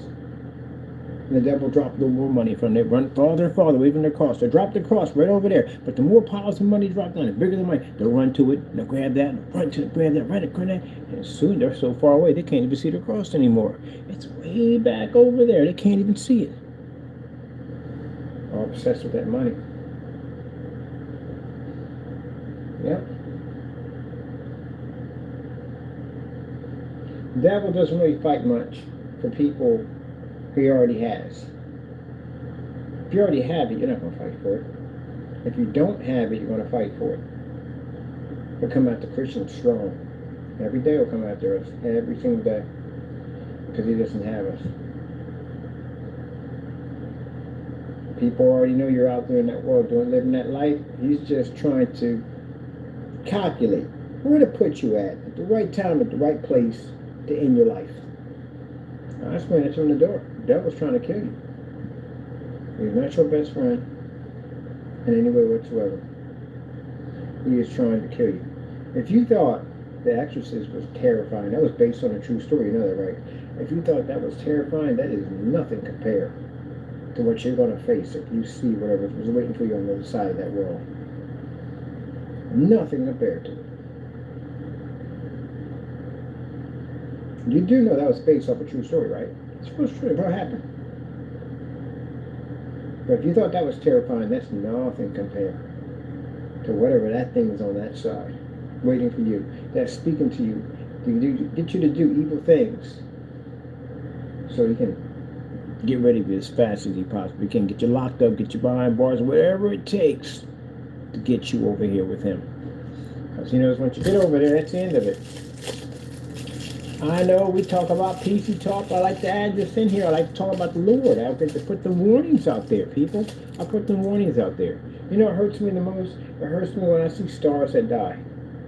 When I see stars that died way back then, I look at old TV shows, see how many of them are still alive, and I see some of these people have passed off this earth, and I pray that they found God before they passed over.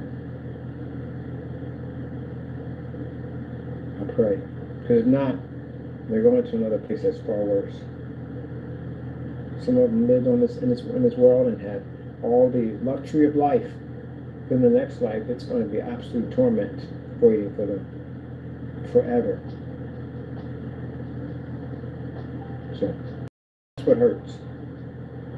It hurts so much to see that, to know that when I leave, there's going to be people that are just not going to make it to heaven. They're going to go to these places. And if you're talking about little babies, no, babies don't go. You know why? Babies are innocent. They don't go. Yeah, they don't go. Babies see angels all. The child's looking up and just smiling and laughing. Angel right there. Us, on the other hand, we go to hell. Or we go to heaven. So, people say be ready, because when God comes back, oh my goodness, it's going to be beautiful for us and nightmare for other people. Can you imagine, you're out there committing sin and God just comes down on that cloud, knowing everything you did. Everything you did, nothing you could hide. Everything is written in the book of life. You know, every act you commit is written in the book of life. That's going to be read off to you.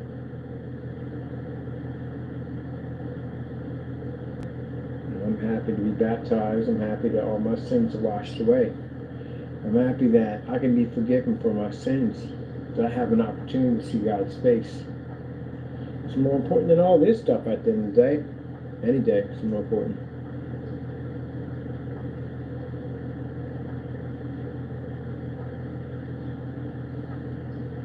Yep. I need to talk. I always talk about this because it's good to talk about these things. It's good to talk about these things because, again, you have lazy Christians and you have Christians that will talk about the Lord. Some Christians are scared. They're not ready yet. You know what I mean? They're not ready to talk about God to other people, and I can understand that. It takes time for that. It does. It took me many, many years to get to the point to talk to people about God.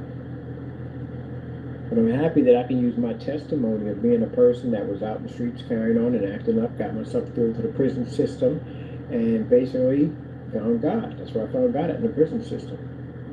You know, it's interesting because, as I said before I leave off from here, the things on I got to check out real quick. But it's interesting how the Lord will take the worst of the worst and make them the best of the best. Every single time. And Paul, you know what I mean? Saul, person that went out and murdered Christians and put them to death, became a disciple of God. Disciple for God at the end of the day. Who knew? If that person was out there prosecuting, killing all them Christians, would have became a man of God. They're out there carrying on and acting up, carrying a gun, quick to shoot, quick to kill. Did all kinds of things at the end of the day. Not a lot of things I'm happy about at all, period. And here I am, a person who hated Christians, couldn't stand them, thought they were cult members at the end of the day. And here I am, I serve the Lord. Never been happier. Never been happier. Now, if you look at Jamie Fernando Gonzalez, he's a pretty evil guy at the end of the day. He is. He does some pretty evil stuff. He does. But God could turn around and make him a disciple of the Lord. He could be an amazing Christian soldier. You never know. You never know. For people to end up that way, they have to go through a turning point in life. They have to go through a turning point in life where everything is taken from them and only God is there. They have to go through that point. I had to go through it. I had to have everything stripped from me, everything. Even my own freedom had to be taken from me to get me to a point to look up in God saying, hey, I've been trying to get your attention the entire time. I'm trying to do something for you, man, that you need badly. And he was right. He had to take it all from me, everything. Take it all, even my freedom. So, I think this is a good process for him to go through. Because he's going to find God. Hopefully he finds God in this ordeal. If he doesn't, the devil's definitely going to find him. The devil's definitely going to find him. And he found me when I was in that prison cell, and I heard that guy talking to me in that strange voice, that different voice. Never forget that, as long as I live. Turned around and spoke to me in a voice. His voice was not even, it didn't even sound like that, but his voice was so deep, it was just eerie. And the other guy just sat there frozen. Like he stopped him and had a conversation with me, told me the Bible was going to do me no good at all. God can't help you. Literally heard him talk to me. And I held that Bible even tighter. When the guard came back in, he was just talking back to his normal voice. Told my mom about this. Said, Satan's watching you. He's watching you. He had such a strong grip on you, and he's mad because he lost you. That's a lot to think about right there. When you think about that, that's a lot to think about. When you come to your senses and you realize what was going on in your world and what you were doing, how much of a grip the devil had on you. A bit scary. Very scary. I'm happy to know that God was with me the entire time. Even when I denied him, even when I told him I didn't want nothing to do with you, he still stayed there and watched over me.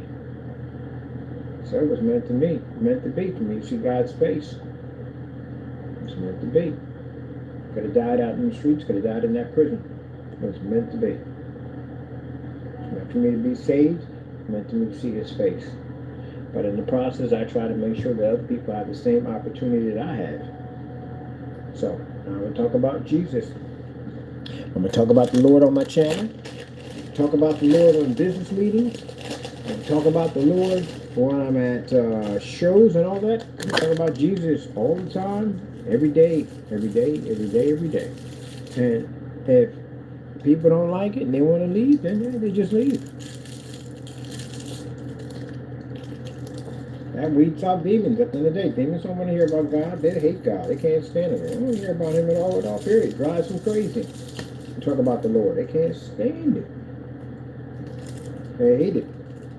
And I know what that's like, because when I was out there serving the devil and carrying on and acting up, anytime someone would talk about the Lord, it turned me off. I walk in a different direction. I had to get as far away from it as possible.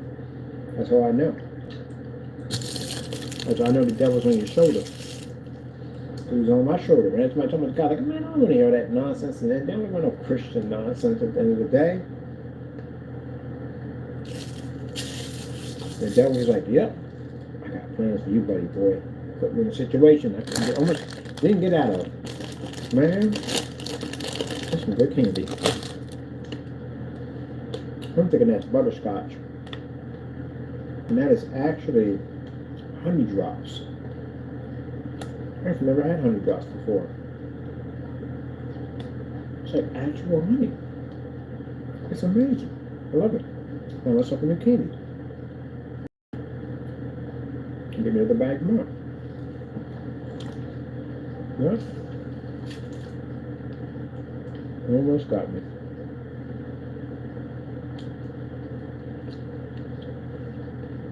He'll come to you in your dreams too. Satan will come to you in your dreams. Mess with you.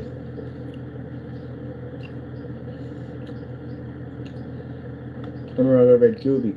The mattresses are heavy at Juvie. Really heavy. Remember, I wasn't a big kid. I was a small kid. The mattresses were heavy on the what? An old-fashioned mattress with the springs on them. You know how heavy those things were? I had this dream. The devil came up, walked up to me, and started talking to me. Told me I belonged to him. That I wasn't getting away. And I remember running through the woods, and he was running right after me, yelling and screaming my name, that I belonged to him. And as I was running, I saw my sister. My sister's a real serious Christian. She was kneeling. She told me to get down and kneel and pray. Don't look at him. Don't look at him. Don't look at him. And it was right behind me the entire time. It was right there, standing over top of me, yelling and screaming, yelling and screaming. And my sister said, don't look up. Don't look up. And I looked up, and he looked right at me in the face and said, your soul belongs to me. And he said my name. Man, I woke up out of that dream without bending my knees. I picked up the whole mattress and threw it in the hallway. So I woke up in the hallway. Remember when the NTA's coming by, he was like, you good? And I was like, I had a nightmare. He was like, okay. Let me sleep out in the hallway. Later on that day, my friends were in there. I had to go back, and my buddy was helping me drag the mattress back on the bed. So he's like, he was in there cracking up to my, what the freak went on with you last night? I said, what? He said, you got up, picked up your mattress, and threw it in the hallway. Because it takes two people to put those mattresses down. I said, man, I had the craziest dream I ever had in my entire life, man. I had a dream that the devil was chasing me. Yeah, that's what used to have me. It was so realistic. It was so realistic. And the interesting thing about it, I didn't really see its face, but I saw the horns, but I didn't see its face. And I heard his voice. It was so realistic. And it just feels like your heart just gets weaker and weaker and weaker as he's screaming at you, screaming at you. Nope.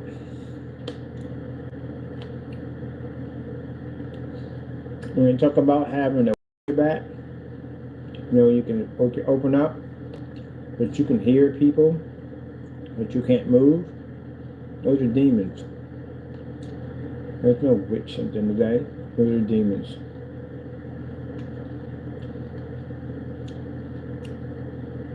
That's before any place I walk into, I pray when I walk through that place. I pray to that place and let whatever known that's in there, you have to leave. You don't belong here no more. You gotta go. It's God's place now. Any house I walk into, I always pray over it. And yeah, that's what that is. The old term is a witch on your back. It's a demon.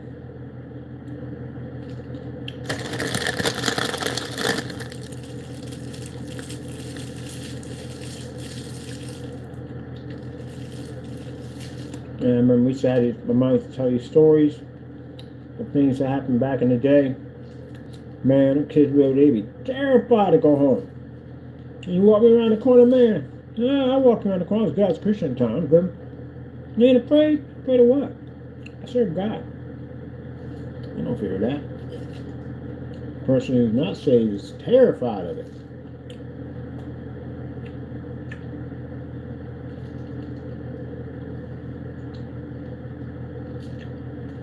And at the end of the day, my angels protect me, so they know what's waiting for me to come over here. They try anything. They don't even bother. The stronger you get, and that's what Christian boot camp is for. Christian boot camp puts you through trial and tribulations to make you a stronger warrior at Christ. And God knows the devil's going to come for you. Make you a stronger warrior. Not everything is peaches and cream when you're a Christian. You got to go through that boot camp process. You got to have that faith. Build your faith up, make you stronger. You will go through, sometimes it feels like some of the worst things in life, but you're being trained to be stronger because what's coming after you is far, unimaginably cunning, insane, and whatever you can think of, it is it. So, the Lord is making you strong for that. He'll never put you in a situation that you can't handle. Never, ever. Any situation you're in there because God is training you. And He's making you stronger, but He'll never put you in a situation. You're never alone in that process, ever. And it may feel that way. God has forsaken you. And He hasn't forsaken you at all, period. If He did, you wouldn't be on this planet anymore. At all. He'll be forsaken you. You can have a man locked up doing life in prison. He finds God, he's the happiest man in the world.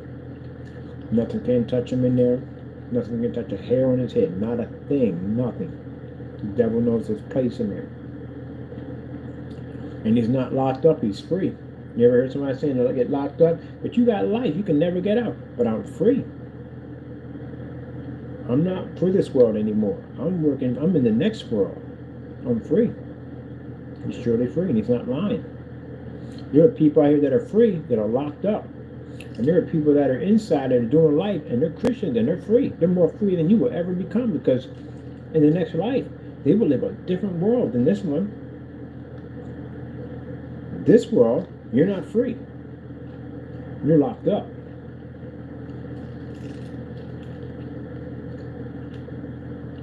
Yeah. He's more free than you will ever be. And it'll make a difference if you got life in jail. He is God. He is more free than you will ever be. The man that's a sinner out here carrying on and acting up, and the man that's in jail who's basically doing life and found God, he is more free than you are actually out here.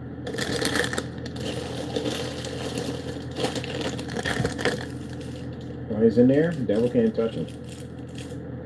Can't touch him one bit. You're out here being a sinner, oh, Satan's going to be coming for you. Oh, he's coming for you. He's going to be there. You have to understand the situation. I think that they say the devil's coming for me, and they think at the end of the day that they say that, well, if God's going to show up with horns and stuff, Satan does not have to come in his form. Satan can come in any form he wants. It's an angel. Satan can even come as a form of an angel.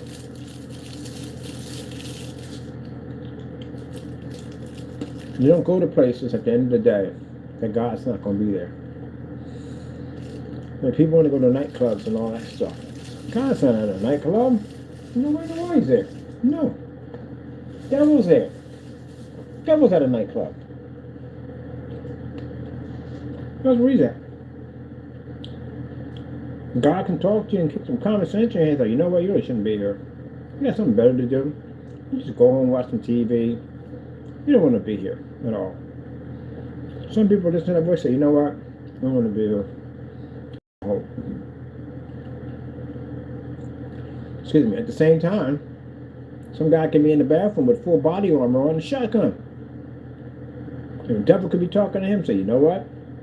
I'm tired of this place at the end of the day. You're tired of living. And I mean, might just end it all and take a few people with you. And he'll go out there and kill and shoot that place up. That's what you got to be worried about. The devil controlling other people. People think at the end of the day it's just somebody losing their mind and wanting insanity. No. That's demon possessed. That's where a demon basically can get into your head and tell you to do things, to do destructive things, and people will do it. There's only two beings. There's God and the devil. That's it. There's no in between. Man has a conscience between right and wrong. You can listen to God. You can listen to the devil. That's the end of it. That's it. There is no subconscious in between. It's only to choose right or wrong. That's it. You choose the devil, then you know it's coming. You choose God, you know what's coming. So anyone that takes up and puts on a piece of body armor and carries tons of ammo, that's not the work of God. That's the work of the devil at the end of the day. That's him. And walk into a situation with a bunch of innocent people and go let loose, that right there is the devil himself. Using him as an instrument to take as many people as he can to hell with him. And God forbid if any of those people in that crowd aren't saved. See, I saw it a different way when I was out there running the streets. I just saw people at the end of the day fighting and killing each other. That's all I saw. And then when I got locked up and I started serving the Lord, I saw things a little bit differently. I didn't see people fighting anymore. I saw the devil playing games. That's what I saw.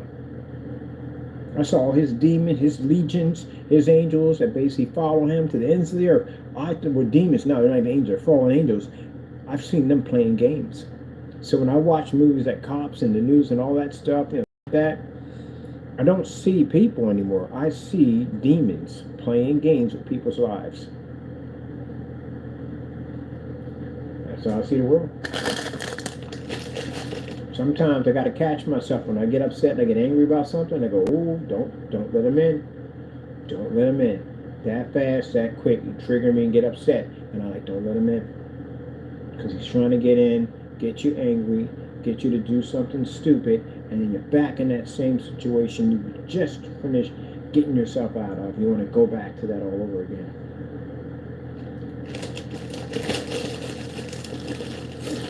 And I got you out of that. I told you that when I was free and I was out there on the porch, I had 3 days in of my freedom, and I was outside, and this woman was walking down the street out of nowhere, just walked up on the porch and walked in front of my mom and said, if he gets in trouble again, that's it. Out of nowhere. And she didn't know who I was, anything, nothing about me. I was the Lord warning me.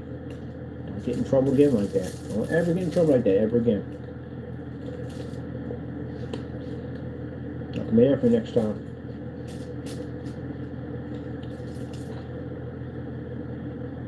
Don't worry about that. I'm not trying to get no trouble whatsoever. Enjoy everything by the Lord. That's it. Well, I'm glad we had this talk. I really am. I'm happy about these talks. I really am. Hopefully, somebody thinks about this and changes their life and they're on the same path I am on. And they find God. That'd be a happy day right there. They find the Lord, that's a happy day. Sad day for the devil, but who cares? A happy day at the end of the day. Somebody may be listening to this and it may click. You never know. I mean, I don't want them to go through what I went through, where everything had to be taken from them, and they had to go through something first to learn. But I took the hard way. I was hard-headed, stubborn. I did what I wanted to do, so I had to learn that way. But thank God the Lord took the chance to do it, man, because we didn't, man. I'm scared to death to know exactly what would have happened to my life if I didn't take that Bible and get myself right with God.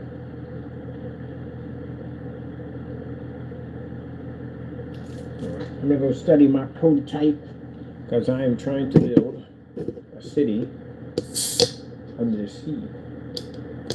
That's your prototype of a city under the sea. And I'm on a forum site with a bunch of people that share my opinion of living under the water. So it's kind of cool. That's why I join all these forum sites on Facebook. These people I can talk to about basically building something. Everybody's got their own idea of how they want to do it, and they're all fascinating ideas. And we all talking about that. Why? Why not? There's all that area down there. I mean, like I said, we don't want to populate down there like crazy because we'll wreck things. We definitely always wreck stuff.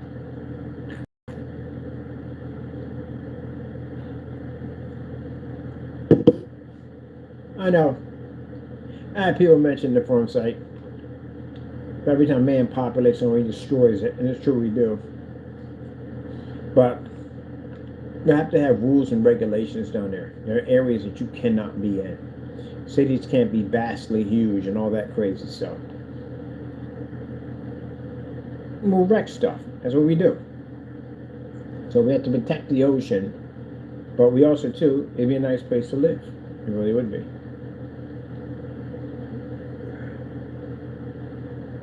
Excuse me. I mean, there'd be no way to shoot trash into the ocean. It'd be virtually impossible. Because you would have containment units that pretty much would compress it, bring it up to the earth level where it's at right now, bring up these blocks. Compress units that can actually lift it up, take it from there. It's like basically have a giant trash can from A to B, and it would never be outside the ocean, it'd be inside of a tube unit. So it would never basically make it anywhere near the ocean or the water or anything whatsoever. As in toilet waste and all that, because you have to consider all that toilet waste and all that stuff, chemicals and stuff that we use. How do we dispose of that without basically getting into the ocean? And that's not hard. That's not hard to do anyway. Pipes and all that stuff to be the transfer stuff. And I think we should do pipes within pipes, like multi-pipes within pipes, just in case if one bursts, it goes into another pipe. Because that would definitely be a good idea to do.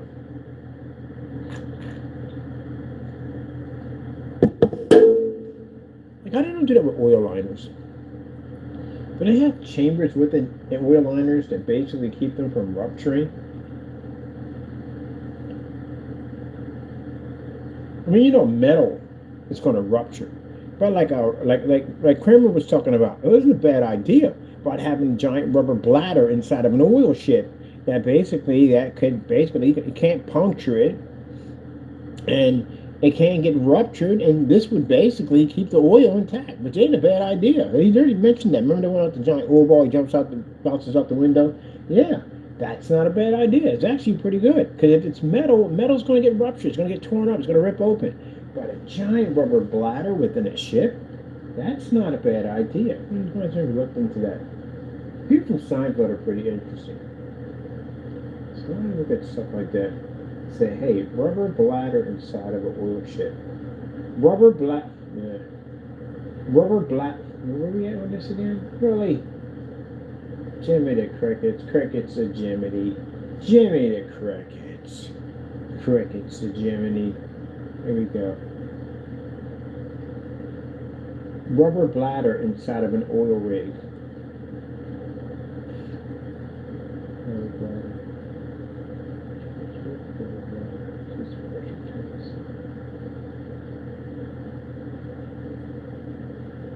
Yeah, somebody did this already. It's pretty cool. That's what I love about this world. Trying to do things differently. Ah, they did do it. What the freak? Look at that. That's insane. Look at that. There is a rubber bladder in there. Huh. Because that would be to take more. If you made it where it couldn't be punctured, it could be punctured, right? A punctured proof rubber bladder. This would be able to contain more than having it made out of metal. Because made out of metal, you know, you had to rip open easily. But that is not. That's an awesome idea.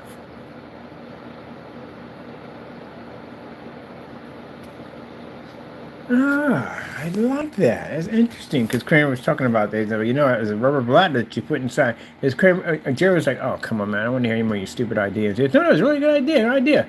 A rubber bladder you can put inside of wheel ships to keep them from leaking." He was like, "You know what? That's not a bad idea because it's not a bad idea. It's actually a pretty cool idea." So that would be interesting.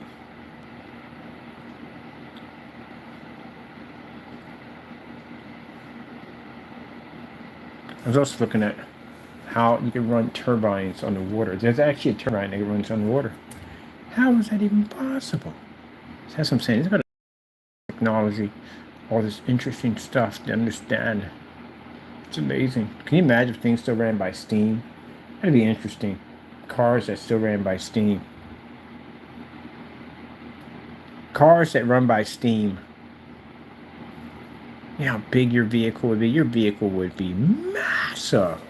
Yes, cars that ran off of steam. Now see, if you had cars that ran off of steam, there would be no problems with pollution. The cars would be huge.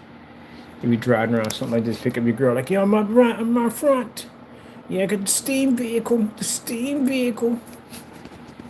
Yep. Hey, that's actually made out. That's a steam vehicle by steam. That's pretty nice.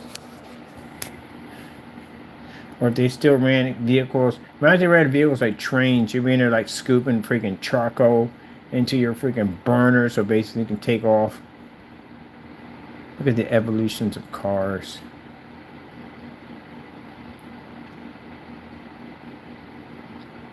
That was a race car back in the day. Can you imagine how far the car has come from?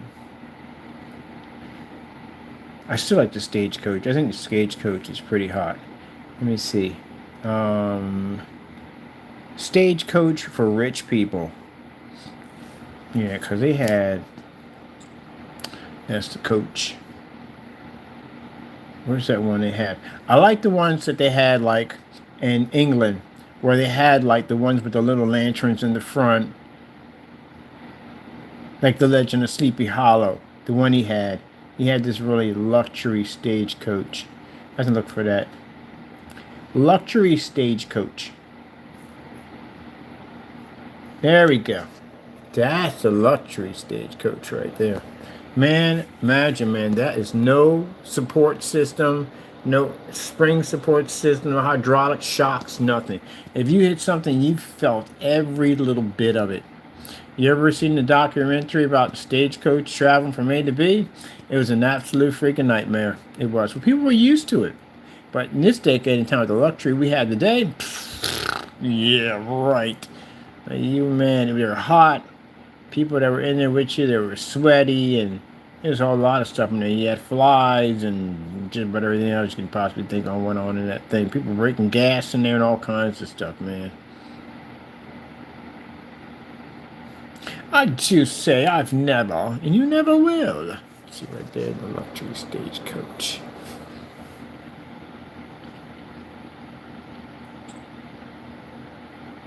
Now you got this instead of this. And this is where the term came from, riding shotgun came from, the Stagecoach. Because it would be a guy on this side, which would be have a shotgun for bandits. That's what he would be for. So the term riding shotgun is where this guy's at, not the driver. The driver's driving. The guy riding shotgun would literally have a shotgun. And he would basically protect against bandits and all that other crazy stuff. So that's where if you ever get in a car with your friends, like riding shotgun, that's what it stands for. Which is interesting. Now, I need to look at this case real quick. I must look at this tiny PC motherboard. Look at it. It's absolutely gorgeous. Absolutely gorgeous. The heat sink on that. Oh, it's absolutely amazing. Look at that. Absolutely gorgeous. Gorgeous, I tell you. Ah, man. This is why we don't drink soda. This is why we do not drink soda. Oh, man. There we go again. Never learned how to drink some soda. Once a month I can have some soda. Because kind of like I feel like it cleans out the burpness. Don't even entertain what I just said. We need a ITX case. I'm about to buy this case. This case is sweet. It's sweet. The ITX ain't the micro cases with the handles. A taco over there with the extra cheese. Open rack cases. This is $13. That's very cheap. That's for a micro. Look at the hard drive slapped on the side with the power supply, graphic card, motherboard. That's not freaking. Oh, it's a power supply over there. Power supply. Yes, agree. Do not become intimidated by the PC. You can build one. You can build one. Temperature control gauge in the front. Bam! I like that one.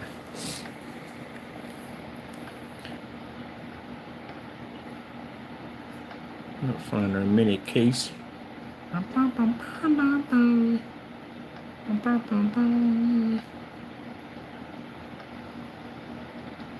You bet that's a PC case right there? Yep, that's a PC case. That's a PC case. I'm gonna make a kind of a set-top box. Oh, this one right there. Oh, look at this one right here. Beautiful lady. This is what I wanted to do. I want that yellow one. That yellow one was looking. Oh, there we are. That's you, ain't that? That's you. That's you. That is you. Oh, that price jumped a lot. That was like 100 and something. It's 180 now. Jeez. Man, the things I got to do, I swear. It's 180. But we want the case. We're going to pay the 180 for it. Look at that case. This one right here is really tiny. Yeah, it is a tiny one. Yes. Yes. Yes. The C28.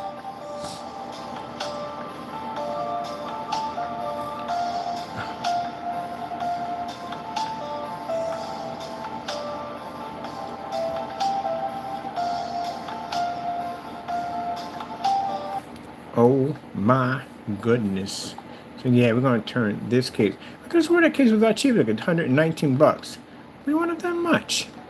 Do I care? We don't care. We need anyway. Oh, this one got a wooden handle on it. We don't know which. Oh, wait. There's two of these. This one's smaller. This is the one for 119. This is the one I want. I want the smaller one. I don't want the big guy. All right, there we go. This is the case we're going to build it because I want it small. It's going to be my console. This is going to be my PC/console. PC console case. That's what it's going to be. And we're going to basically coat the whole front of this glass, turn it into a freaking projection screen. Yeah. How small this thing is. Look, you see this girl walking around with one. Yeah, that's the one they got. But they got another one for $139. How big is one for $139? I don't know, man. I like that small case. That small case is challenging me. But let's go check out this one right here. Then they got it down here. Oh. It's tempting me. Bam. No, look. That's how small it is. That's literally how small the case is. I told you. It's small. I can carry that thing around. So that thing is going to have a... If I can't get a 5090, I'm going to put a 5090. If not, I can't get it. I get the 4090 in it. 4090... i9 processor. We don't need it. We got to have it in there because I'm going in there and talk to my people specs in there. What you got in that baby? I got a 4090 or 5090, and I got the i9 processor right in there. But anyway, So yeah, and we're gonna cook the glass out here, turn that into a projection screen so I can take out my portable Optima, or get an Optima portable projector, set up on a tripod, hit that glass, it's gonna turn into a projection screen, running off the video card from Kadoom, and I'm pleased I can hook it up, plug it up anywhere. Because it's designed, I can plug it up anywhere I want. Because we got outlets all over Allentown. But I'm gonna do some gaming outside. Yeah, that's how small it is. This is how they should have done the PS5. In this case right here would have been perfect. It's wide enough, plenty of room, plenty of fans, and you can add liquid cooling in here. Yep. Me walking around my little case. So what you got there, man? I got my PC, my gaming pack PC. See right here, you got liquid cooling. Oh, we can drop in the 120s in here. Oh. On top of that, these are the type of motherboards it takes. So it takes an ITX, and then it takes a DTX. The freak is a DTX. DTX motherboard. Oh. That's interesting. I think it's super small. Jeez. Learn something new. All right.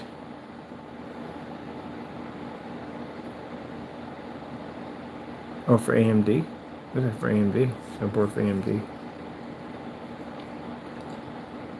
All right.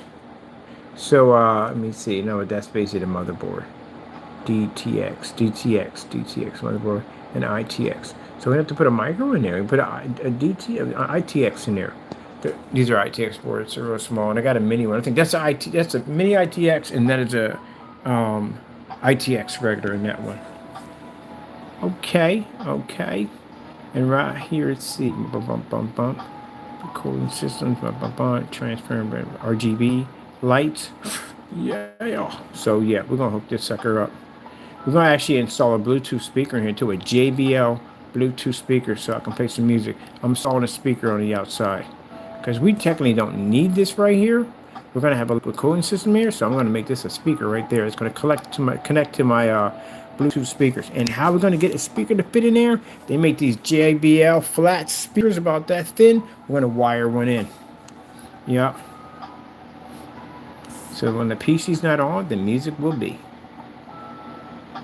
My little boom box / computer.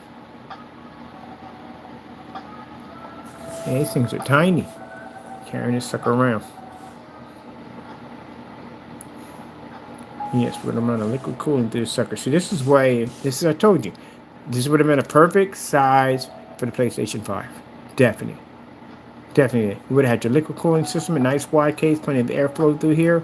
Yeah, nice compressor. Everything's compressed together, but plenty of airflow and liquid cooling, which is most important. Gotta have the liquid cooling. It's a must. Gotta have it. I should have did your case like this. Hopefully y'all can get a petition together and say, hey, PS6, we want a man like this.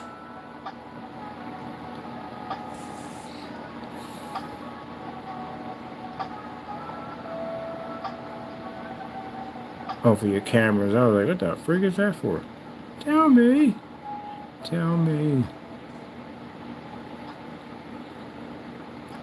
Yeah, verify. Fun, build, verified. Oh, shoot, people, we are past the time. We're supposed to do it at probably about 2 something. We're past the time. I enjoy having you guys come onto the channel. Always do. Always enjoy having you guys. Well, we talk so much about so many different things. I enjoy having you here.